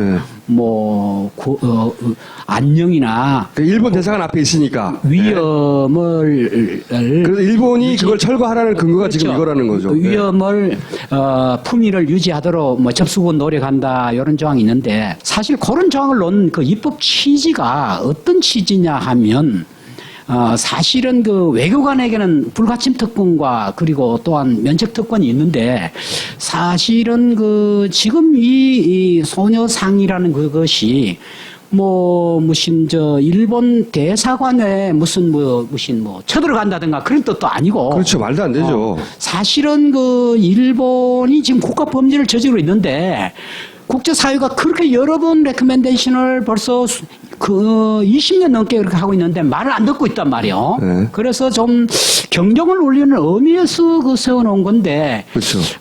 마치 폭발물 그렇죠. 안녕에는 전혀 관계없고. 품위 유지, 글쎄. 품위 유지는 사과를 안 하는 게 품위가 유지가 안 되는 거죠. 품위 유지를 벗으려면 빨리 자기들이 국가 책임을 해야지요. 그래서 흔히들 이 한국을 잘 아는 어떤 지인들도 제가 알고 있는 미국의 유럽의 많은 교수들도 일본 사람들이 어떤 논리냐면 한국은 골대를 자주 옮기는 나라다. 골대를 요거 해놓으면 또 해달라는 거. 그래서 우리가 꼭 이 자리에서 제가 말씀드리고 싶은 것은 식민지라는 이 말에 대해서 불란서나 그리고 유럽에서 식민지는 과거에 정말 참 아프리카가 아주 정말 못 살고 미개할 때에 유럽 사람들이 가서 정말 문명화하는 그런 생각으로 보는 식민지입니다. 그런데 사실 우리 한일 관계 역사를 본다면 우리가 더 훨씬 월등한 문화와 또 훌륭한 그런 문명을 갖고 있었던 나라인데 이런 동등한 나라 사이에 무력으로 했다는 것은 이거는 식민지가 아니고 하나의 침략행위입니다. 침략행위. 이런 특수한 관계를 잘 몰라요. 그래서 사실은 45년 뉘른베르크 전범재판소에서 식민지 범죄라는 게 있었어요. 그런데 이것이 유럽 사람들이 자기들 입장에서 왜 식민지가 뭐가 범죄냐는 그런 자기들 입장의 식민지 개념 때문에 이 범죄를 없애버리고 crime against humanity 인도에 반할 범죄 속에 다 넣어버렸어요. 근데 이걸 다시 또 국제법위원회에서 다시 식민지 범죄, 식민지 자체가 범죄다. 이걸 다시 냈는데도 이게 또 유럽 사람 또 없애버렸어요. 그래서 지금 식민지 자체가 범죄다. 이것은 이미 2001년 아프리카 더반 선언에서 국제사회는 그런 방향으로 가고 있다 하는 것을 말씀드리고 싶습니다. 그 조항은 어떻게 다 외우세요? 제 밥그릇이 그겁니다. 그래서 우리 집사람을 만나게 된 동기가 뭘 전공하느냐? 국제법이다. 국제법이 법이냐? 그래서 제가 제 밥그릇을 찾기 때문에 아주 정말 우라통이 터져서 국제법이 필요하다. 국제사회의 네덜란드나 스위스 같은 이 조그만 나라가 왜 국제법을 중시 여기느냐? 우리는 중진국가로서 우리가 힘의 외교가 아니고 평화의 외교, 협력의 외교를 나가려면 국제법의 전문가를 많이 양성해서 국제법으로서 국제사회를 설득시키고 그런 연설을 사모님 앞에서 하셨어요? 젊었을 때? 그거를 2시간 하는 동안에 저녁이 돼서 할 수 없이 오늘까지 왔습니다. 예. 이 얘기를 나가면 안 됩니다. 사모님한테 2시간 동안 국제법이 필요한 이유를 설득하고 났더니 사모님이 그래 결혼하자. 알았어 이렇게 된 거예요? 아니 국제법으로 나를 먹여 살릴 수 있느냐 이렇게 딱 묻는 거예요.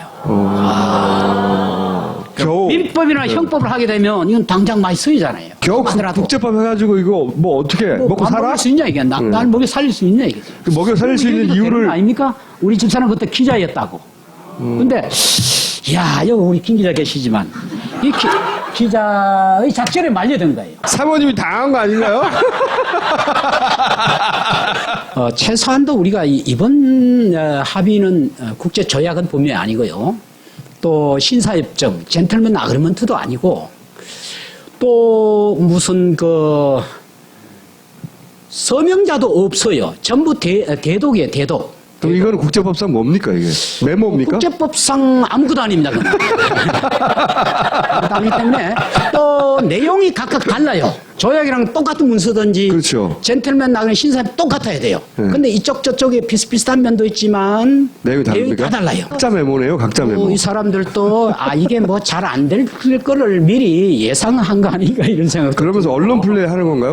그 교수님 예상으로는 일본이 상임이사장으로 들어가는데 이런 도덕적 문제, 역사적 그 범죄 문제가 있으니까 이걸 해결해야 되는데 그걸 해결하려고 우리 정부하고는 이런 식으로 해결됐다라는 언론 플레이를 세게 하는 측면이 있는 거죠.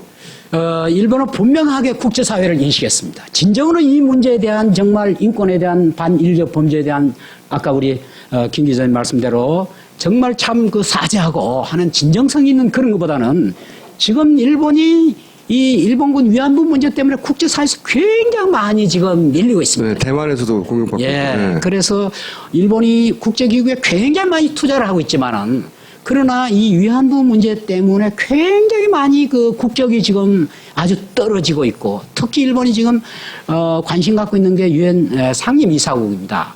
유엔의 상임이사국은 아시겠지만은 15개국인데 9개국 이상의 5개 상임이사국을 포함한 9 이상의 이사이 돼야 중요기는 결의가 되거든요. 근데 일본은 경제력이라든가 국제사회의 어떤 그 기여에 비해서 자기들이 거기에 맞는 대접을 못 받고 있다는 데 대해서 상당히 불만을 갖고 있어요. 그래서 유엔의 상임이사국 진출에 대해서 상당히 관심을 갖고 있는 사실입니다. 그래서 저는 이것이 한일의 합의보다는 한미일의 합의가 아닌가. 뒤에는 미국이 상당히 작용했다. 이렇게 생각합니다. 저도 그런 의심이 있었는데 왜 그런 생각을 했냐면요. 박근혜 정부가 위안부 문제에 너무 관심이 많아서 평소에 정말 해결해야 되겠다고 생각하고 있다가 이걸 이런 식으로 해결할 일은 없단 말이죠. 안보는 미국에 경제만 하면 된다 이렇게 생각하는데 경제마저도 2010년에 중국이 밀리자 일본의 그 사회 우익들이 상당히 어떤 그 외로움, 소외감을 느꼈습니다. 저만큼 외롭지는 않았겠지만. 그래서 그때 2010년 그러자 그게 또 등달아 미국도 동아시아에 많이 투자를 했는데 자기들이 투자한 이 기득권을 중국이 다 먹겠구나. 패권주의가 나온다 이거죠. 네. 그럼 중국을 견제해야 되겠다. 2010년 이후로. 네. 이렇게 되자 미국 자체 내의 국내적 사정 때문에 직접 제압하기는 힘들고 일본을 좀 앞세워서 좀 역할 분담을 시켜서 중국을 견제해야 되겠다. 막 이런 게 있었고. 우리는 생각했습니다. 실외는 가까운 곳에 있다고. 우리가 파는 것은 음료 몇 잔일지 모르지만 거기에 담겨 있는 것이 정직함이라면 세상은 보다 건강해질 것입니다. 그래서 아낌없이 담았습니다. 평산네이처 아로니아 친. 지금 딴지마켓에서 구입하십시오. 남사군도에 사실 이제 중국이 아티피셜 인공섬을 만들어서 네, 일본하고 분쟁 중이죠. 네. 거기에서 자기가 영해도 주장하고 이렇게 주장하고 있잖아요. 유엔 해양법 121조 3항에 의하면 섬은 영해와 대륙봉 접속 수역 뭐 이런 걸 가질 수 있어도 인공섬은 못 가지게 돼 있죠. 네. 그런데 이제 미국 입장에서는 그건 인공섬이기 때문에 뭐 영해도 아니고 이거 내비게이션 항행의 자유가 있다고 막 왔다 갔다 하잖아요. 그래서 한국 보고 너 코리아 왜 가만히 있냐? 우리 얼마나 많이 도와주는데 우리 너가 편좀 국제법에 들어줘. 따라서 목소리 좀 내란 말이야. 이렇게 우리한테는 막 압력을 주잖아요. 네. 그래서 어떤 형식이든 지금 미국은 북한을 좀 견제하려고 이렇게 하는데 중국이요. 중국을. 네. 근데 아시겠지만 우리가 지금 우리 무역의 약 한 27.1% 정도를 중국에 지금 의존하고 있습니다. 네. 그래서 또 우리 지금 시대 정신이 평화통일이잖아요. 평화통일이 되려면 우리는 이 동북아가 진영 논리로 갈라져서는 안 됩니다. 육자가 다 사이가 좋아야 돼요.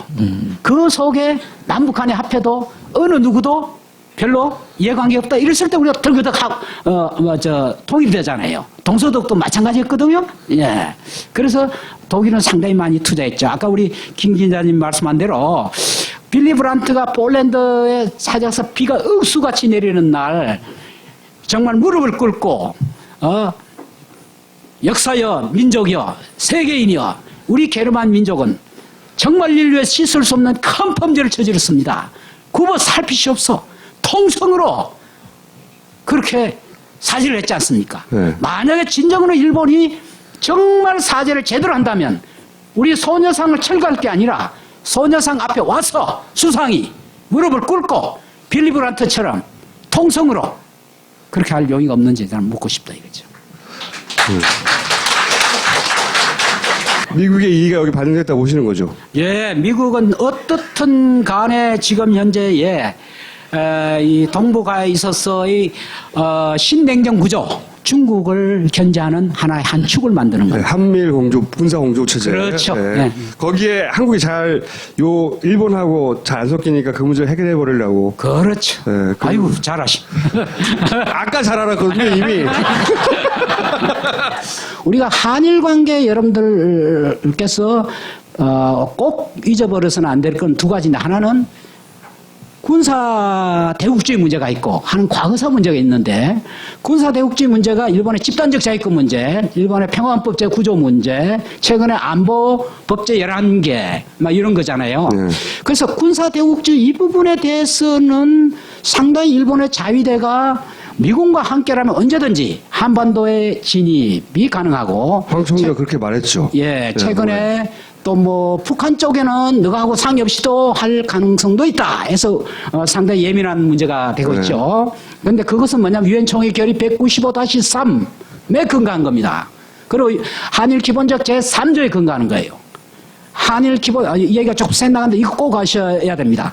한일 기본조약 때 가장 핵심적인 문제가 하나는 독도 문제, 하나는 청구권 문제, 검역 문제, 하나는 대한민국이 선거 가능한 지역에 있어서의 합법정부냐, 한반도 전체에서 합법정부냐, 이것 때문에 대한민국 정부는 한반도 전체에서 합법정부라는 유엔 결의 195-3 48년 12월 12일 이걸 상당히 강조한데 일본이 허용하지 않아서 결과적으로 일본 주장대로 됐습니다. 그게요. 그래서 지금 사실 우리가 지금 조금 한간에서 지금 보수적인 사람들이 우리가 뭐 소위 말하는 북한만 붕괴하면 우리 국군이 바로 올라갈 수 있을 것 같고 바로 흡수 통일할 것 같은데 사실은 유엔의 관할입니다. 그쪽에. 그건 6.25 때 우리가 메가드 장군이 인천 상륙해서 평양을 들어갔을 때 그때 이승만 박사가 이 지시를 받고 이승만 박사의 평양 입성을 환영하기 위한 환영 부대를 만드니까 유엔이 상당히 화를 냈어요. 너가 왜 여기 왔냐? 여긴 유엔의 관할이다. 빨리 나가란 말이야. 화나셨구나. 그렇죠. 그래서 사실은 정말 우리가 앞으로 이 시대의 진정한 70년의 광복 정신이 평화 통일인데 평화 통일을 하려면 주권 제약 요소가 굉장히 많습니다. 국제법상. 예, 우선 뭐 여러분 잘 알다시피 군사주권, 전자권, 그 다음에 뭐 이런저런 여러 가지의 어떤 주권 제약 요소 이런 걸 우리가 사실은 통일 준비를 다른 거 하지 말고 이런 걸 해야 됩니다. 그러니까 교수님 말씀은 지금 그 국제법상으로는 그러니까 만약에 북한에 변란이 일어나면 일본이 북한 땅에 들어갈 수 있다는 거예요. 미국하고 그렇죠? 손잡고. 미국과 손잡고 한반도에 진입할 수 있다는 겁니다. 그게 일본 우익이 국제법 논리는 그런데 저는 이제 조금 제 견해는 남북한의 법적 관계를 어떻게 보냐, 과거처럼 적대 관계냐, 또 6.25 동안의 교정 관계냐, 지금 남북 기본 합의서에 의해서 나라와 나라 사이의 관계가 아닌 평화적 통일을 구하기 위한 잠정적인 특수관계냐, 저는 잠정적 특수관계이기 때문에 어떻든 우리는 특수관계를 강조해서 북한의 그런 진입 때는 그래도 우리 쪽하고 특수관계를 존중해서 우리하고 상의는 일단 해야 된다. 저는 그런 입장입니다. 예. 그 교수님 그런 입장이신데 일본의 그렇습니다. 주장은 북한에 변란이 생기면 일본의 안전을 담보하기 위해서 일본 자유대가 직접 북한에 들어갈 수 있다는 거예요. 그리고 그거를 이번에 황 총리가 인정해 준 거거든요. 막 그 실수로 발언한 거 있잖아요. 한 번 더 진입을 할 수 있다고. 그거 절대 하면 안 되는 건데 한 거예요. 그러니까 그것도 한 주제로 크게 다룰 내용이죠, 교수님. 대단히 중요하죠.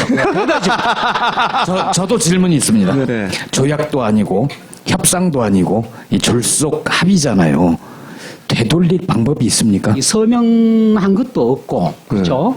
그렇기 때문에 이거는 뭐냐면 직접 합의의 이해관계 당사자하고는 전혀 상의를 안 했거든요. 그랬죠.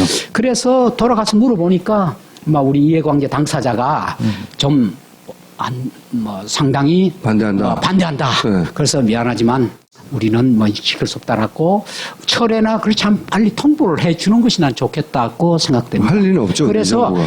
베스트 케이스는 원상복귀 옛날 요 합의 이전까지 그 상태로 돌아와서 이 상태를 그냥 유지를 하는 것이 일본을 곤혹스럽게 만드는, 그러면서 우리가 평화 통일로 이끌어 갈 때 일본이 협조할 수 있게끔 43년 카이로 선언이라든가 45년 포스다 협정에서 카이로 선언 김어준 선생님 그게 가장 중요한 내용이 하나 들어있어요.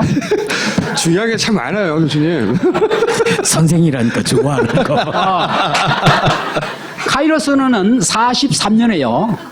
조선인은 노예 상태에 유의하여 조선은 free and independent state in due course. So 조선 mindful of enslaving of Korean people. free and independent state in due course. in due course는 처칠이 붙였죠. 윈스턴 처칠, 루스벨트, 장제서 세 사람이 만나서 이 카이로 선언을 했는데 이 전세가 상당히 이제 파시즘이 이제 질 것 같단 말이에요. 그래서 전후에 이걸 어떻게 해야 되나 전후 처리 문제를 놓는데 처음 전후 처리 큰 방향이죠. 거기에서 뭐냐면 끝까지 파시즘을 방면하겠다 하고 난 뒤에 어떻게 할 거냐. 중국은 옛 영토를 회복한다 하는데 처칠이 since 1914 1914년 이후에 옛 영토만 회복한다 했고 코리아 경우는 그런 조건 없이 그냥 조건 없이 아까 제가 조선인은 노예 상태 유의하여 바로 이것이 위안부 문제의 근거가 된다 이게야. 인권 문제의 근거가 된다. 이건 국제 합의다 이게요. 그리고 국제적으로 조선은 독립국가로 시켜줄 약속을 했는데 이 국제사회가 45년의 포츠단 협정은 그걸 재확인하고 그것이 46년 도쿄 전범재판소가 왜곡을 하고 52년 샌프란시스코 조약이 왜곡을 하고 그 태생하인 65년 차에 왜곡해서 여기까지 온 거죠. 여기까지 온 거예요. 정말 억울하죠? 여러분 억울하면 우리 힘내가지고 저와 같이 을을 위해서 한번 싸웁시다.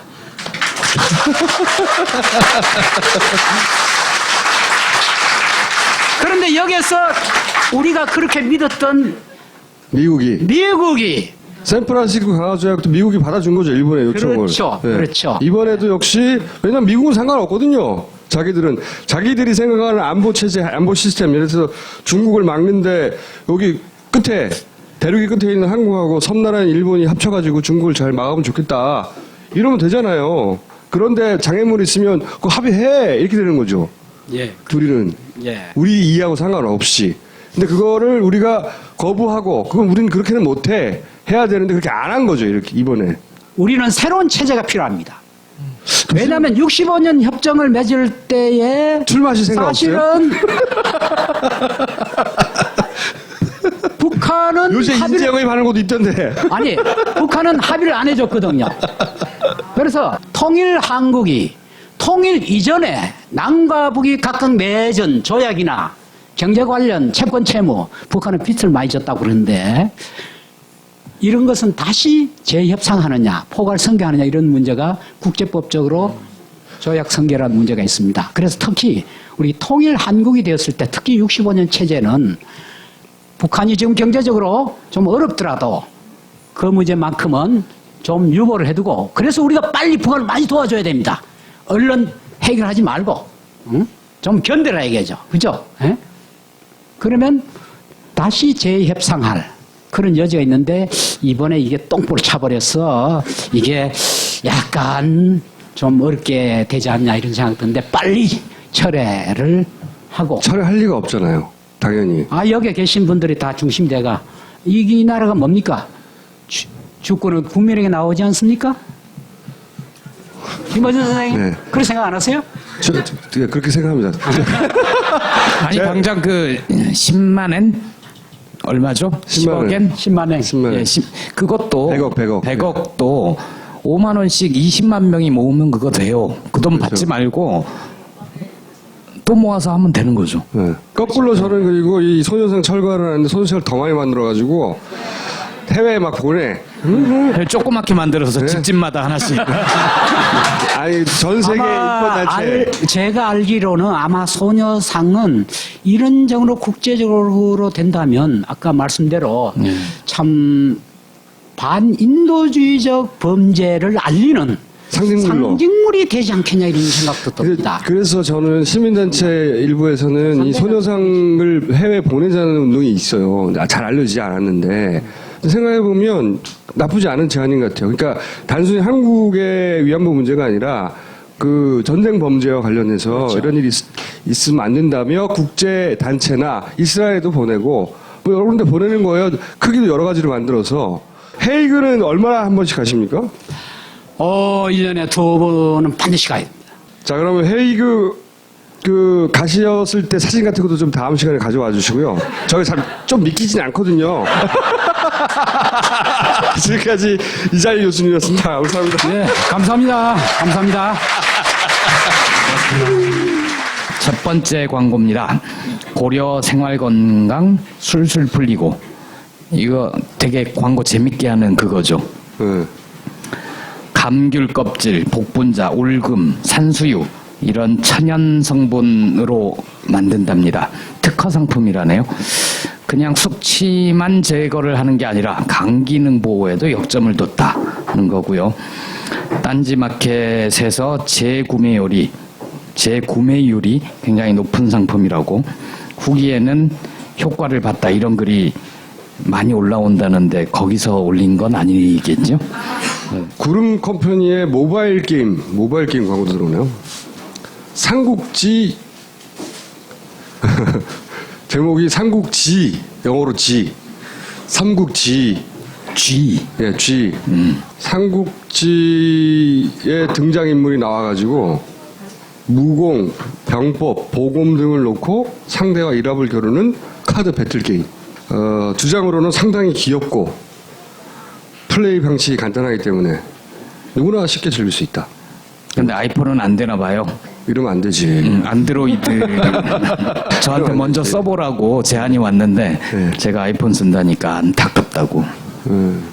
구글 앱스토어에서 삼국 G 카드를 검색해 보시라. 저희가 리얼미터 실장님을 다시 모셨습니다. 나와주시죠. 권순정 실장입니다.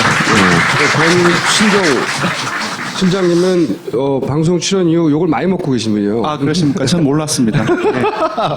왜냐면 제가 이거 의도 있는 거 아니야 그러면 의도 아니라고 계속 하셔가지고 자 특히 여론조사 결과가 많이 차이 나는 것에 공교롭게도 리얼미터와 다른 여론조사 기관의 그 경향이 다른 사례가 많습니다. 다시 한번 오셨는데 문화일보에서 이런 여론조사를 했어요. 뭐냐면은 정당 지지도인데 새누리당이 29가 나오고 더민주당이 17이 나오고 안철수 신당이 26이 나온 거예요. 이게 문화일보에서 보도가 됐고 이걸 가지고 이제 더민주당에서는 문제 삼았어요. 크게 문제 삼았는데 문제 삼았다는 자체가 보도가 안 됐죠. 잘 모르는데 그리고 리얼미터 조사에 의하면 리얼미터 조사는 안철수 신당 아직 정당 이름이 없으니까 신당은 더불어민주당보다는 더 아래에 있습니다. 꾸준히. 근데 여기서는 훌쩍 뛰어넘었어요. 그래서 새누리당과 거의 비슷한 수준까지 올라갔습니다. 문화일보에서는 왜 이렇게 안철수 신당이 높게 나오고 그리고 리얼미터에서는 왜 이렇게 나오는 겁니까? 차이가 어디에 있는 겁니까? 안철수 의원이 내년 2월 신당을 할 경우 그런데 지금 리얼미터 질문에서는 안철수라는 단어가 없죠. 빠졌죠. 그래서 보기에만 이름이 들어가는 것과 맞습니다. 앞에 사람 이름이 들어가고 정당을 묻는 것과 큰 차이가 있습니까? 큰 차이가 있죠. 이른바 뭐랄까 각인 효과라고 하는데 항상 이렇게 많이 나오는 경향이 있어요. 이름에 그럼요. 지문을 집어넣으면. 반기문 현상이 풀었을 때 그때도 이런 그 질문이 있었어요. 그러니까 질문에다가 질문에 이름을 넣은 경우. 근데 그때도 문제가 됐었고 요번에도 또 한 번 이제 이런 경우가 나온 거죠. 그리고 질문 자체도 그렇지만 앞뒤의 질문도 중요하잖아요. 맞습니다. 지금 사실 오는 공간이 없어서 이거밖에 못 보여드렸는데 그 문화일보 엠브레인이 조사를 한 그 설문지를 보면은 앞에 여러 가지 이제 문항이 있습니다. 어떤 문항이 있냐면은 소위 말해서 이제 새누리당이 잘못한 게 뭔지 그리고 새정치연합이 잘못한 게 뭔지 기존 정치 세력이 잘못한 게 뭔지 예, 그걸 먼저 앞에 물었더라고요. 물어보고. 그리고 몇 문 한두 문항인가 그늘을 띄고 바로 이 질문으로 들어갔어요. 그럼 보통 정치사회조사에서는 되게 피하는 것이 질문에서 금방 이런 어떤 각인 효과를 주는 그 그런 질문에 부분들이 영향을 있죠. 끼치는. 예, 질문을 구성할 때는 그걸 제외하는 부분들 그리고 앞에 문항에서? 금방 앞에 문항에서 그 영향을 줄 수 있는 부분들은 뒤로 빼거나 그러니까 그렇게 합니다. 문화일보가 여론조사 했던 방식 이런 거네요. 기존 정치 세력이 이런 잘못을 해왔습니다. 그리고 나서 뒤에 그런데 안철수 신당이 만들어지면 지지하실 생각이십니까? 이런 식으로 물어본 거잖아요. 이게 흐름 자체는 그렇게 되어 있는 거죠. 설계 그러면 자체가. 실제 이렇게 예, 영향을 받게 된다. 맞습니다. 근데 이걸 여론조사 기관이 몰라요? 왜 혼내요? 이게 모르고 이렇게 했다는 거예요? 아니면은 이거 많이 나오라고 일부러 그렇게 했다는 거예요? 일단은 리얼미터는 알고 있습니다. 리얼미터는 알고 있기 때문에 네. 그러니까 제 말은 저거는 리얼미터는 잘했어요. 예. 그러면 문화일보가 이런 여론조사를 낸 것은 예. 여론조사 기관하고 같이 했잖아요. 엠브레인이죠. 예, 예. 같이 했는데 예. 엠브레인이 여론조사 기관으로서 일부러 그랬진 않았다고 칩시다. 예. 그 말을 하기 힘들 테니까 제 말은 이런 여론조사 기관을 통해서 어떤 결과를 만들어낼 때 의도를 가지고 그렇게 의뢰할 수는 있잖아요. 그죠? 어떤 정치 세력이 예를 들어 자기한테 유리한 결과가 나오도록 여론조사 기관에 의뢰를 하고 여론조사 기관은 할 수 없이 그걸 받아서 이런 여론조사를 할 수도 있죠. 일단 그 관계를 좀 생각을 좀 해봐야 됩니다. 그러니까 여론조사 기관은 을입니다. 언론의 입장에서는. 그 언론은 갑이에요. 그래서 기본적으로 모든 문항의 최종적인 결정은 언론이 하게 돼 있습니다. 그런 측면에서는 그런 또 권력 관계를 본다고 한다면은 의도가 개입될 수는 있는 거죠. 하지만 문화일보 엠브레인 조사에 있어서 문화일보가 의도가 있었다라고 얘기를 하기 힘든 거죠, 사실상. 본인은 그렇게 말하기 힘든데 예. 또 증거가 없으니까. 예, 프레임이 좀 말려진 것 같은데. 증거가 없으니까. 예. 증거가 없는데 그게 어떻게 말해요? 다만 증거는 없고 네? 다만 이런 아까 금방 말씀드린 것처럼 이게 정말로 중요한 질문인데 앞에 그런 질문을 배치한 거라든지 그리고 아주 기초에 해당하는 질문에 저런 안철수 각인 효과를 주는 거라든지 이런 부분들은 비상식적인 그 설문 구성이라고 보면 됩니다. 예. 이제 좀 다 정리해 볼게요. 예. 엠브레인이 일부러 이렇게 할 이유는 없어요. 여론조사 기관이 그렇잖아요. 근데 여론조사 기관에 신뢰도를 깎아먹죠. 그렇죠. 여론조사 기관에 의뢰한 갑이 예. 이렇게 설계하도록 문항을 결정할 수 있는 거잖아요. 또 한 가지가 있습니다. 뭐냐면은 뭐가 또 있어요? 보통 그 리얼미터 같은 경우는 기본적으로 이제 가장 많이 하는 게 정치사회 조사입니다. 해서 정치사회 경험이 많기 때문에 이런 뭘 하면 안 되고 뭐는 이렇게 해야 되고 그런 부분들이 경험 속에서 축적된 게 있어요. 근데 엠브레인이나 나중에 보실 이제 대부분의 소위 우리가 얘기하는 메이저라고 하는 조사기관 같은 경우는 정치사회가 중점이 아니에요. 대부분이 이제 마케팅이라든지 브랜드라든지 기업 조사가 중점입니다. 갑이 원하는 결과를 내도록 훈련이 많이 된. 그건 아니고, 근데 그쪽에, 그쪽에 중점을 두고 있다 보니, 이제 그럼에도 불구하고 언론사하고는 주로 이제 소위 메이저라고 하는 쪽하고 많이 연관이 돼 있어요. 그래서 아무래도 전문성이 좀 떨어진다고 볼 수 있죠. 자, 그러면 지난번처럼 그 여론조사기관이 전문성이 떨어져서 그랬다. 예. 그랬을 수도 있다. 가능성 하나. 그렇죠. 저 예. 하나 둡시다. 예. 오케이. 그거 말고 이거 기본에 해당된다고 했으니까. 그렇죠. 기본은 기본이죠. 예. 근데 이런 기본도 어겼다는 거는 실력이 아주 없거나, 예. 그죠? 아예 모르거나 아니면 그걸 알긴 아는데 예. 갑이 그런 결과를 원했기 때문에 예. 그러니까 엠브레인이 잘못한 게 아니라 예. 문화일보가 의도를 가졌을 수 있는 거 아니에요, 그죠?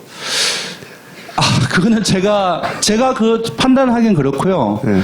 다만 이제 이 조사가 나온 시점을 좀 봐야 될 것 같아요. 13일 탈당 선언을 하고 난 다음에 그 이후에 저희들이 바로 조사를 했어요. 가장 먼저 조사를 했는데 오르는 상황이었고 그 다음 주부터 조금 내리는 상황이었거든요. 그때 좀 격차가 있었고 이제 이렇게 볼 수는 있어요. 보수적인 진영 같은 경우는 좀 아무래도 야권이 분열되면 좋은 거니까 이제 소위 말씀에 뻔뿌지라고 하셨나요? 어떤 안철수 신당이 사실 떨어지는 게 아니다. 이렇게 뻔뿌질할 필요가 있는 타이밍이었고 그게 또 문화일보 이제 그렇게 이제 여러 가지 엮어서 보시는 분들도 있는데 제가 보기에는 단순하게 봐야 된다고 생각해요. 아까 말씀드린 그래야 영업에 방해가 안 되겠죠. 본인들의. 그죠? 그러니까 지금 이 자체를 보십시오. 지금 새누리당하고 안철수 신당하고 비교를 해보세요. 26.9면은 3.1%포인트인데 네. 저렇게 나올 수가 없어요. 기본적으로 새누리당이 가지고 있는 보수성의 어떤 굳건함이라든지 그 어떤 규모를 봤을 때 기본적으로 이 조사 시기에 저렇게 나올 수가 없는 상황이거든요. 여기서부터 시작을 해야 된다는 거죠. 그러니까 결과가 의도를 생각하는 게 아니고 결과가 이상해서 봤더니 예. 이 설계가 잘못됐구나. 예. 이거 드라이하게 보신 거고 그죠? 예, 근데 예. 바보가 아닌데 그렇게 했다는 것은 그렇게 나오다고 의도를 가진 게 아니냐 하는 게 제 얘기잖아요. 근데 그건 이제 말씀은 맞는데 네. 한 가지 결과가 도출되는 데 있어서는 여러 가지 요인들이 있을 수도 있잖아요. 그렇죠. 그래서 의도가 없다는 겁니까? 그것을 제가 단정하기 좀 힘들다는 거죠. 다음으로 넘어가죠. 아니, 소송에 걸릴 수도 있고 여론조사 회사는 의리니까 이 정도는 얘기하시면 돼요. 이 정도. 잘 안 보여요. 그럼 말씀을 드릴게요. 야로를 부린 것 아니냐는 의심을 살만하다. 그 정도? 네. 의도를 가지고 일부러 그렇게 한 게 아닌가 하는 의심을 살만하다. 조사 결과로부터 출발했을 때는 그런 의심을 살 수는 있다고 생각이 들어요. 다만 아까 제가 고생하셨습니다. 말씀드린 것처럼 네. 됐죠? 넘어가면 되죠. 장어 같아, 장어. 이렇게 잡아. 맞아. 다른 조사도 있으니까. 네. 예. 아니, 그러니까 저는 제가 보기에 너무나 의도적이어서 예. 문화일보가 예. 실제 이거 가지고 이제 그 더민주당에서 항의도 했어요. 문화일보에다가. 예. 니네 왜 이렇게 설문을 엉터리로 구성하고 이런 걸 냈냐고 항의도 했는데 문화일보가 이렇게 보시기에 그런 의심을 살 만한 행동을 과거에도 한 적이 있습니까? 잘 기억이 안 납니다. 자, 이건 어떻습니까? 여기는 서울신문이 한 조사와 머니투데이가 한 조사예요. 근데 여기서는 반기문 총장이 압도적 1위예요. 여기서는 문재인 대표가 1위예요. 예. 이게 왜 다른 겁니까? 저희들이 욕을 많이 먹었어요. 이렇게 문재인을 지지하는 여론조사 기관이 아니냐, 그러니까 소위 말해서 친노 기관이 아니냐. 미래가 거꾸로 의도를 가지고 문재인 예. 1위를 만들어준 거 아니냐? 근데 이제 이거 외에 저희들은 이거는 머니투데이하고 저희하고 계약이 돼 있어서 정례적으로 하는 거예요. 그래서 이 조사가 12월 달 조사인데 11월, 10월, 9월에는 그 반기문 그 유엔 사무총장이 계속 일을 해왔어요. 그러다가 한 3개월째 계속 내리막길을 걷다가 12월 달에 이제 다시 역전이 된 상황이거든요. 이제 그런 것들은 전혀 안 보고 이런 조사 결과하고 이런 조사 결과 두 개만 보고 오히려 우리가 이 아까 말씀드린 친노 기관이 아니냐 이렇게 욕을 먹고 있는 상황이었는데 왜 이렇게 차이가 나는 겁니까? 그러니까 반기문 총장 같은 경우 26.7고 나머지 김무성, 문재인, 안철수 고만고만해요. 고만고만해요. 네. 김무성 같은 경우 여권에서 지금 상황에서는 거의 단일 주자나 마찬가지예요. 2위가 지금 오세훈 전 서울시장인데 오세훈 서울시장이 소위 말해서 우리가 거의 잽이 안 되는 상황인데 여기도 각인 효과가 들어가 있어요. 오른쪽 보시면은 없어요. 질문에는. 리얼미터에서는 사람 이름을 거론하지 않았는데 예. 서울신문에서는 반기문 총장을 넣어서 거론했다. 예, 봅니까? 여기 뭐 다음은 반기문 총장을 포함한 질문입니다. 하고 두루루루 해서 들어가요. 그래서 각인 효과가 생기기 때문에 반기문 총장이 많이 나올 수밖에 없었고, 근데 많이 나온다 할지라도 저 정도의 차이는 다른 부분도 있지 않나 싶어요. 앞뒤의 질문이나 뭐 이런 거. 제가 질문을 확인했는데 앞뒤 질문하고는 크게 영향은 조금 받을 수는 있겠지만 크게 영향은 없었고 아마 이제 조사를 하는 과정 속에서 누구한테 그 전화를 거는지 통계 처리 과정이 어떻게 됐는지 그런 부분들이 영향을 미칠 수도 있다고 생각이 들어요. 너무나 많이 차이가 나기 때문에 각인 효과만으로 저 정도 거의 3배 가까이 차이 나는 거예요, 조금 지금. 힘들다는 거죠. 예. 그럼 이거는요? 이거는 그냥 매달 해오던 정기조사를 그냥 똑같이 했는데 12월 달에 이렇게 나왔을 뿐이라는 거죠. 그렇습니다. 예. 제가 리얼미터를 부른 이유는 그거예요. 예. 그리고 그래서 리얼미터는 이제 얘기를 할 수 있잖아요. 왜 차이가 났는지에 대해서. 근데 그 차이를 찾아가다 보면 이게 반복되는 우연과 그냥 실력 부족과 그냥 실수인가 아니면 이럴 때마다 계속 이러는 걸 보면 어떤 경향이 있는 거 아닌가. 리얼미터 같은 경우는 좀 대가 좀 세요. 그러니까 언론사에서 뭐 이렇게 하자 그러면 많이 바꿔서 하고 그리고 계속 그래도 안 되면 못 한다고 얘기를 또 하고 뭐 그런 경우가 좀 많습니다. 3번에 걸쳐 나왔는데 한 번도 이제 의도에 대해서는 인정하지 않는. 다음은 그 미디어 리서치라든지 금방 나왔던 TNS라든지 그분들 같이 엠브레인의 관계자를 섭외를 하고 그리고 좋습니다. 시장님을 섭외해서 예. 둘을 붙여볼게요 그러면. 예. 여기에 의도냐 실수냐 실력이 부족해서냐 그럼 나오려고 하실까요? 엠브레인에서? 안 나올 가능성이 높지만 예. 해보죠 한번. 예. 부탁드립니다. 예. 나왔으면 좋겠어요. 예, 나왔으면 좋겠어요. 나와서 욕을 많이 먹고 있는데 이제 욕을 좀 욕을 나눠 먹었으면 좋겠다. 나눠 먹었으면 좋겠습니다. 알겠습니다. 감사합니다. 고맙습니다.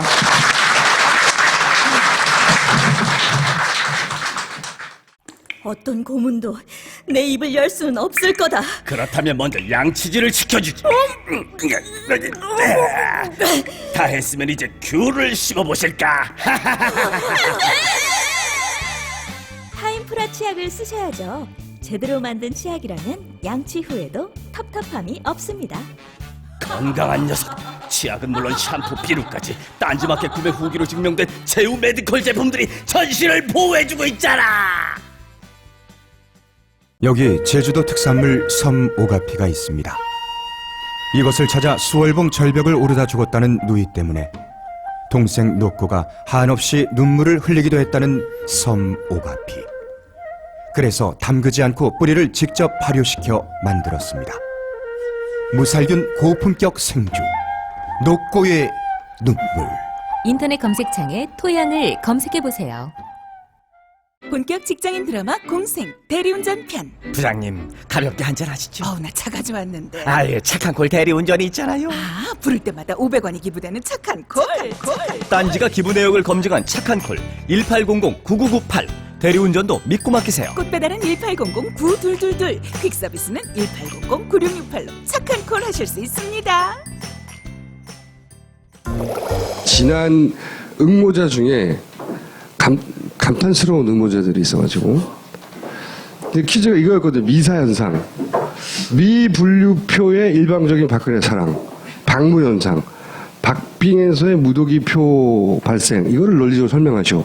이렇게 크게 두 가지 퀴즈를 마지막으로 지난주에 냈는데, 근데 응모자 중에 팟빵이라고 하는 사이트에 댓글 단 분이에요. 이게 정답입니다. 내가 너의 표를 박근혜 표로 분류해주기 전에 너는 다만 문재인 표에 지나지 않았다. 아름다운 표현이에요. 이분이 누군지 모르세요, 근데. 본인의 아이디를 콜이라고만 남겨가지고. 이분이 한 분 있고, 그 다음에 무효표에 대해서 어떤 분이 일종의 제보 혹은 자백 혹은 뭐 토로 이런 걸 하신 게 있어요. 보십시오. 87년에 대통령 선거 당시 용산 6본에 있었어, 이분이. 사병 40여 명, 관무 60여 명이었고, 사병들은 부자 투표를 했는데, 그때 숙직실에 투표소를 설치했고, 수송 사관 지시에 의해서 부재자 투표 봉투 붙이는 물풀에 물을 반 정도 섞었다. 왜냐? 이렇게 하면은 다시 봉투를 열 수 있는 거죠. 풀에 물을 섞었으니까 점도가 낮아져서, 그죠? 접착력이 낮아서 다시 열었다 닫을 수 있는 거예요. 그래서 당시 사병 부재자 투표가 38명이었는데 36명이 노태우를 찍고 2명은 김영삼을 찍었답니다. 근데 2명 찍은 표 봉투를 열어서 이중 표기하는 방법으로 이 김영삼 표 둘을 무효표로 만들었다. 그때 풀에 물을 섞는 작업을 한 게 나다. 들은 이야기가 아니라는 거예요, 이분은. 그러면서 이 무효표 퀴즈를 보다가 방식은 달라졌을지 모르겠지만 혹시 저러는 건 아닐까? 그때는 아예 대놓고도 했죠. 예, 1번을 찍으라고. 근데 대놓고 1번 찍어라 수준이 아니라 투표를 했는데 이미 했는데 뚜껑 그걸 따서 그 표를 무효표를 만들었대요. 다시 딴 데로 찍어가지고 그런 짓을 했다는 거예요. 과거에. 더군다나 무슨 전방에 그런 어떤 그 미치지 않는 지역이 아니라 6번에서 용산에 있는 안 그랬을 수도 있어요. 근데 그런 의심의 여지가 전혀 없도록 시스템이 완전해야 되지 않습니까? 그런 차원에서 상식적으로 쉽게 납득하지 않는 현상들을 앞으로도 계속 지적하겠고 그걸 정리해서 올해네요. 이제 올해 안에 정리해 만들어 내도록 할 겁니다. 자, 퀴즈 한 번 더 냅니다. 그래서 박무와 미사 현상에 대해서 그 퀴즈의 자세한 내용은 요전 방송을 보시면 자세한 내용이 나오실 겁니다. 자, 김 감독 모시겠습니다.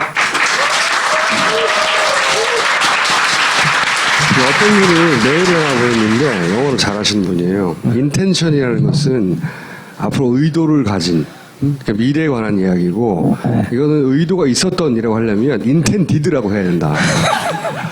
응? 맞는 말이에요, 근데.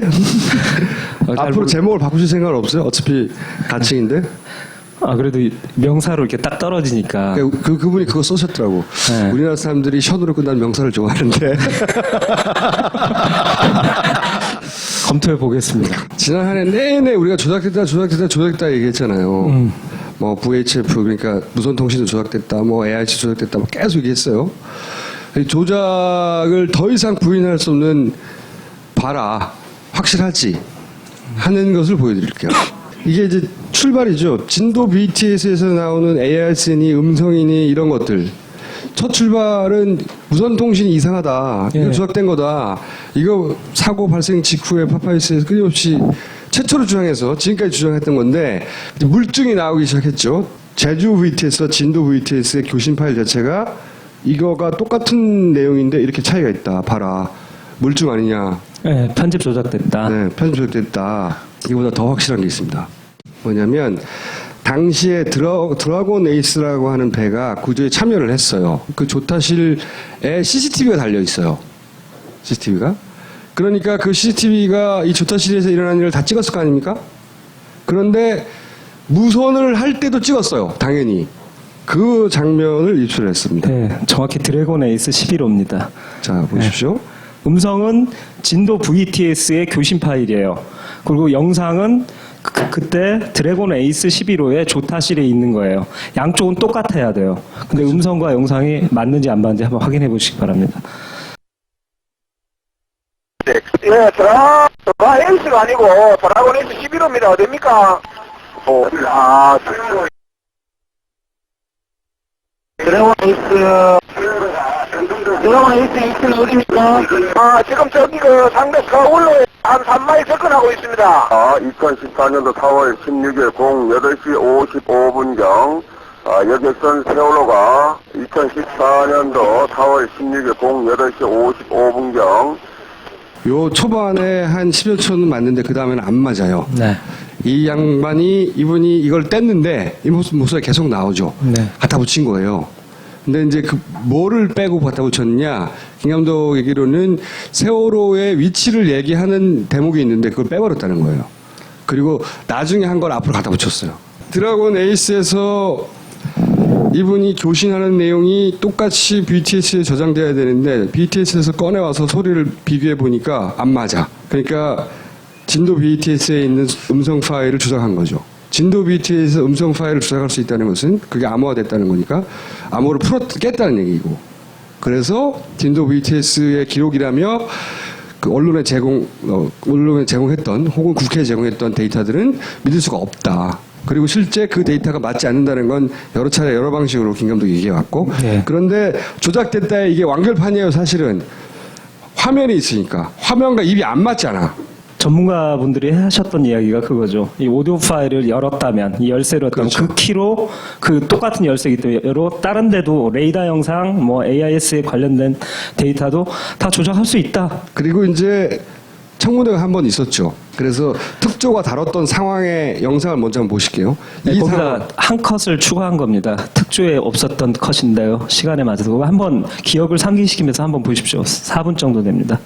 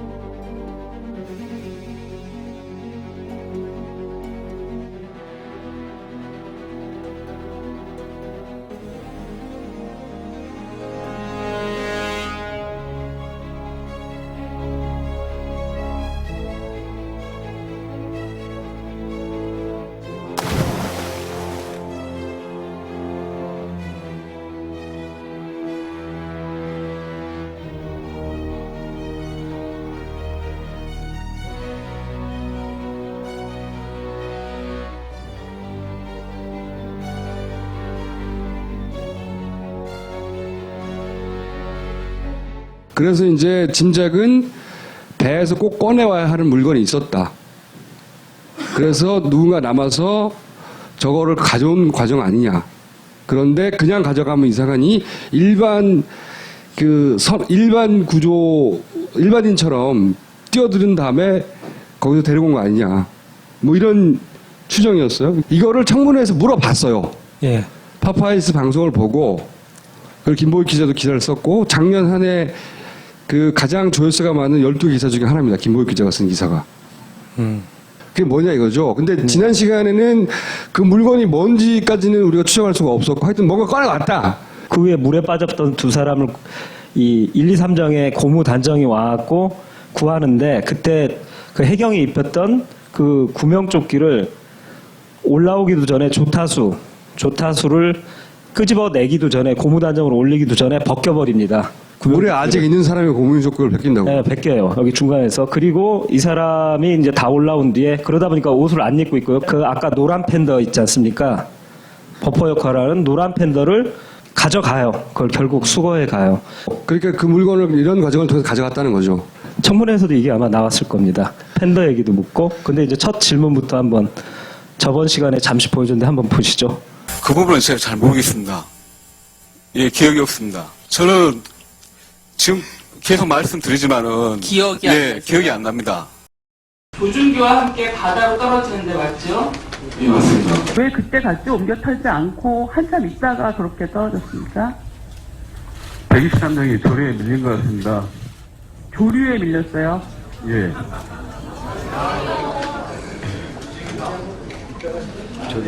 아니세요? 아니 솔직히 여보세요. 솔직히 너무하는 거 아닙니까?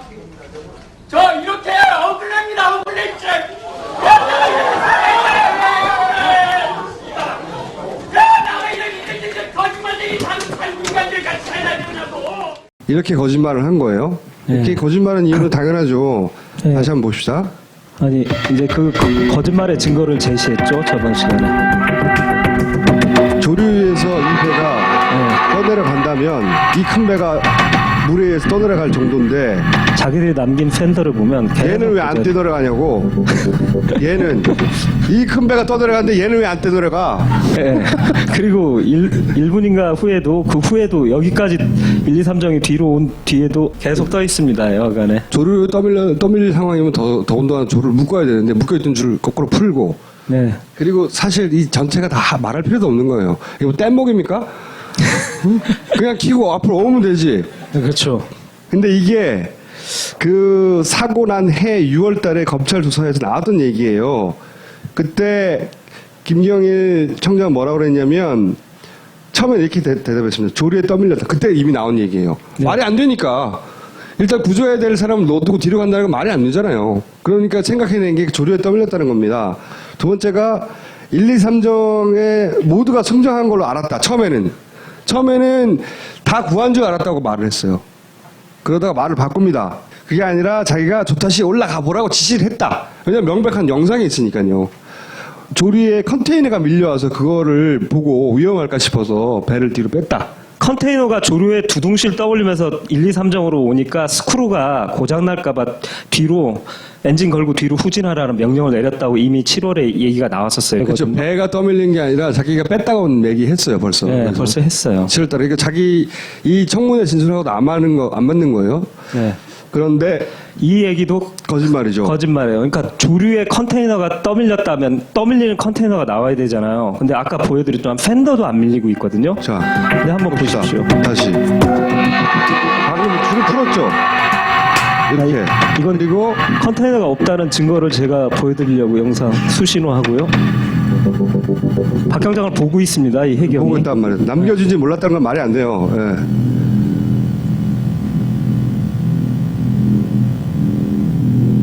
여기서 이제 증거가 딱 나오는데요. 컨테이너 보이세요? 1, 2, 3정 왼쪽에서 지금 오고 있는 컨테이너 전혀 없어요. 제가 뒷 영상까지 해서 클로즈업으로 다 찾아봤는데 이 컨테이너들은 후에 몇십 분 후에 그때 한꺼번에 왕창 넘어지고 여기 컨테이너 하나도 1, 2, 3정을 향해서 조류에 떠밀려서 1, 2, 3정을 위협하면서 온 컨테이너 100% 없습니다. 그리고 이 조타수도 저쪽을 보고 그냥 계속 앉아 있어요. 이게 또 이상한 일이죠. 아니 자기를 구조할 배가 떠나가는데 일반 승객이 기겁을 해야지 가만히 있잖아요. 왜 이런 거짓말을 할까 이거지. 이 상황이 뭐였길래 뭘 가져왔길래 분명히 검찰도 안단 말이야. 바보가 아니잖아. 왜 이렇게 다 넘어갔냐 이거지. 그럼 핵심은 가져온 물건이라는 거죠. 그렇죠. 조타시에서 나온 검은 천에 쌓였던 물건. 큰 물건들. 그게 뭐길래 이게 다 숨겨지냐 이거지. 아까 동영상 부분 중에 이제 1, 2, 3정이 물러난 이후의 모습인데요. 허리를 굽혀서 그 현등이라고 하는 연두색 물건 옆으로 굽혀 앉는 장면이 나옵니다. 증인이.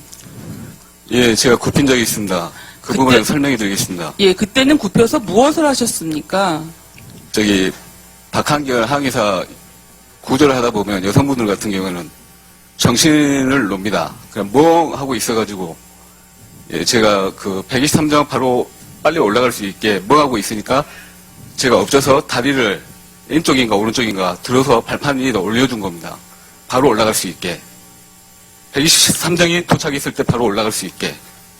위잉 브릿지에 있던 구조물 예. 위에다가 예. 박한결의 다리를 올려놓으셨다. 예, 처음에 차례 자세로 있었고. 사실을 섞어서 거짓말을 한 거예요. 왜 사실을 섞어서 거짓말을 한 거냐면 조사위원이 질문한 건 1, 2, 3장이 멀어졌을 때 상황을 물어본 그렇죠. 거예요. 물어봤을 때 무릎 굽히고 뭘 했냐고 물어본 거예요. 박한결하고 둘이서 뭐 했어? 라고 물어봤는데 답변이 두 번째 배가 왔을 때 박한결을 무릎을 여기 올려서 배로 넘어가게 쉽도록 해줬다 이렇게 답변한 거예요. 요걸 물어봤는데 이때 뭐 했니? 그랬더니 아니 일로 넘어가도록 쉽게 도와준 거예요. 두 번째를 답한 거죠. 요건 사실이에요. 그런데 이걸 대답을 안 한 거죠. 이렇게 답변하면 청문회 다시 질문했어야 되죠. 그거는 배를 옮겨 탈 때고 그 전에 첫 번째 전에. 배가 왔을 때 굽혀서 뭘 했냐고 재차 물었어야 되는데 청문회에서 그걸 못했어요. 아마 청문회가 짧아서 그랬지 않았을까 싶어요. 여하간 그래서 이 청문회가 사실은 핵심을 짚었는데 거기서 더 파고들지 못하고 끝나버렸어요. 그리고 그때 모자 쓰고 있잖아요. 뭐 물에 들어가서 자기가 모자를 들고 있었다는데 이때 보면 모자를 쓴 채 손에 든 이 검은 물체에 대해서는 결국 이게 질문도 뭐냐면은 없었지만. 또 질문하거든요. 물속에 들어가서 손에 들고 있는 건 뭐냐 검은 물체. 그건 자기 모자였다는 말도 해요. 청문회에서. 근데 이제 김 감독 얘기는 모자 쓴 채 검은 물체 들고 있었다 이거지. 모자가 아니라는 거지. 그렇게 꿇어 앉으셨을 때에도 예. 저 문제의 조타실에서 내려온 물건 봉투와 구명조끼를 못 보셨습니까? 예, 못 봤습니다. 뛰어내리려고 하실 때 구명조끼를 보셨기 때문에 그걸 주워 입으셨잖아요. 그렇죠. 그때 이제 예, 바다로 그때- 뛰어내리려고 할 때. 예, 구명조끼는 보셨습니다. 그러면 검은 물체는 보셨습니까? 못 봤습니다. 저도 왜 그 동영상이 유포가 되고 그런지 저도 이해를 할 수 없습니다. 유포가 된 것은 아니고요. 이미 다 촬영되어서 나와 공개되어 있던 영상들에서 찾아낸 것이죠. 유포가 된 것이 아니고. 그 부분에 대해서는 예. 전 모르겠습니다. 그래서 김 감독이 그 물건이 뭔지를 찾으려고 정말 오랜 시간 모든 영상들을 또 미쳤잖아요.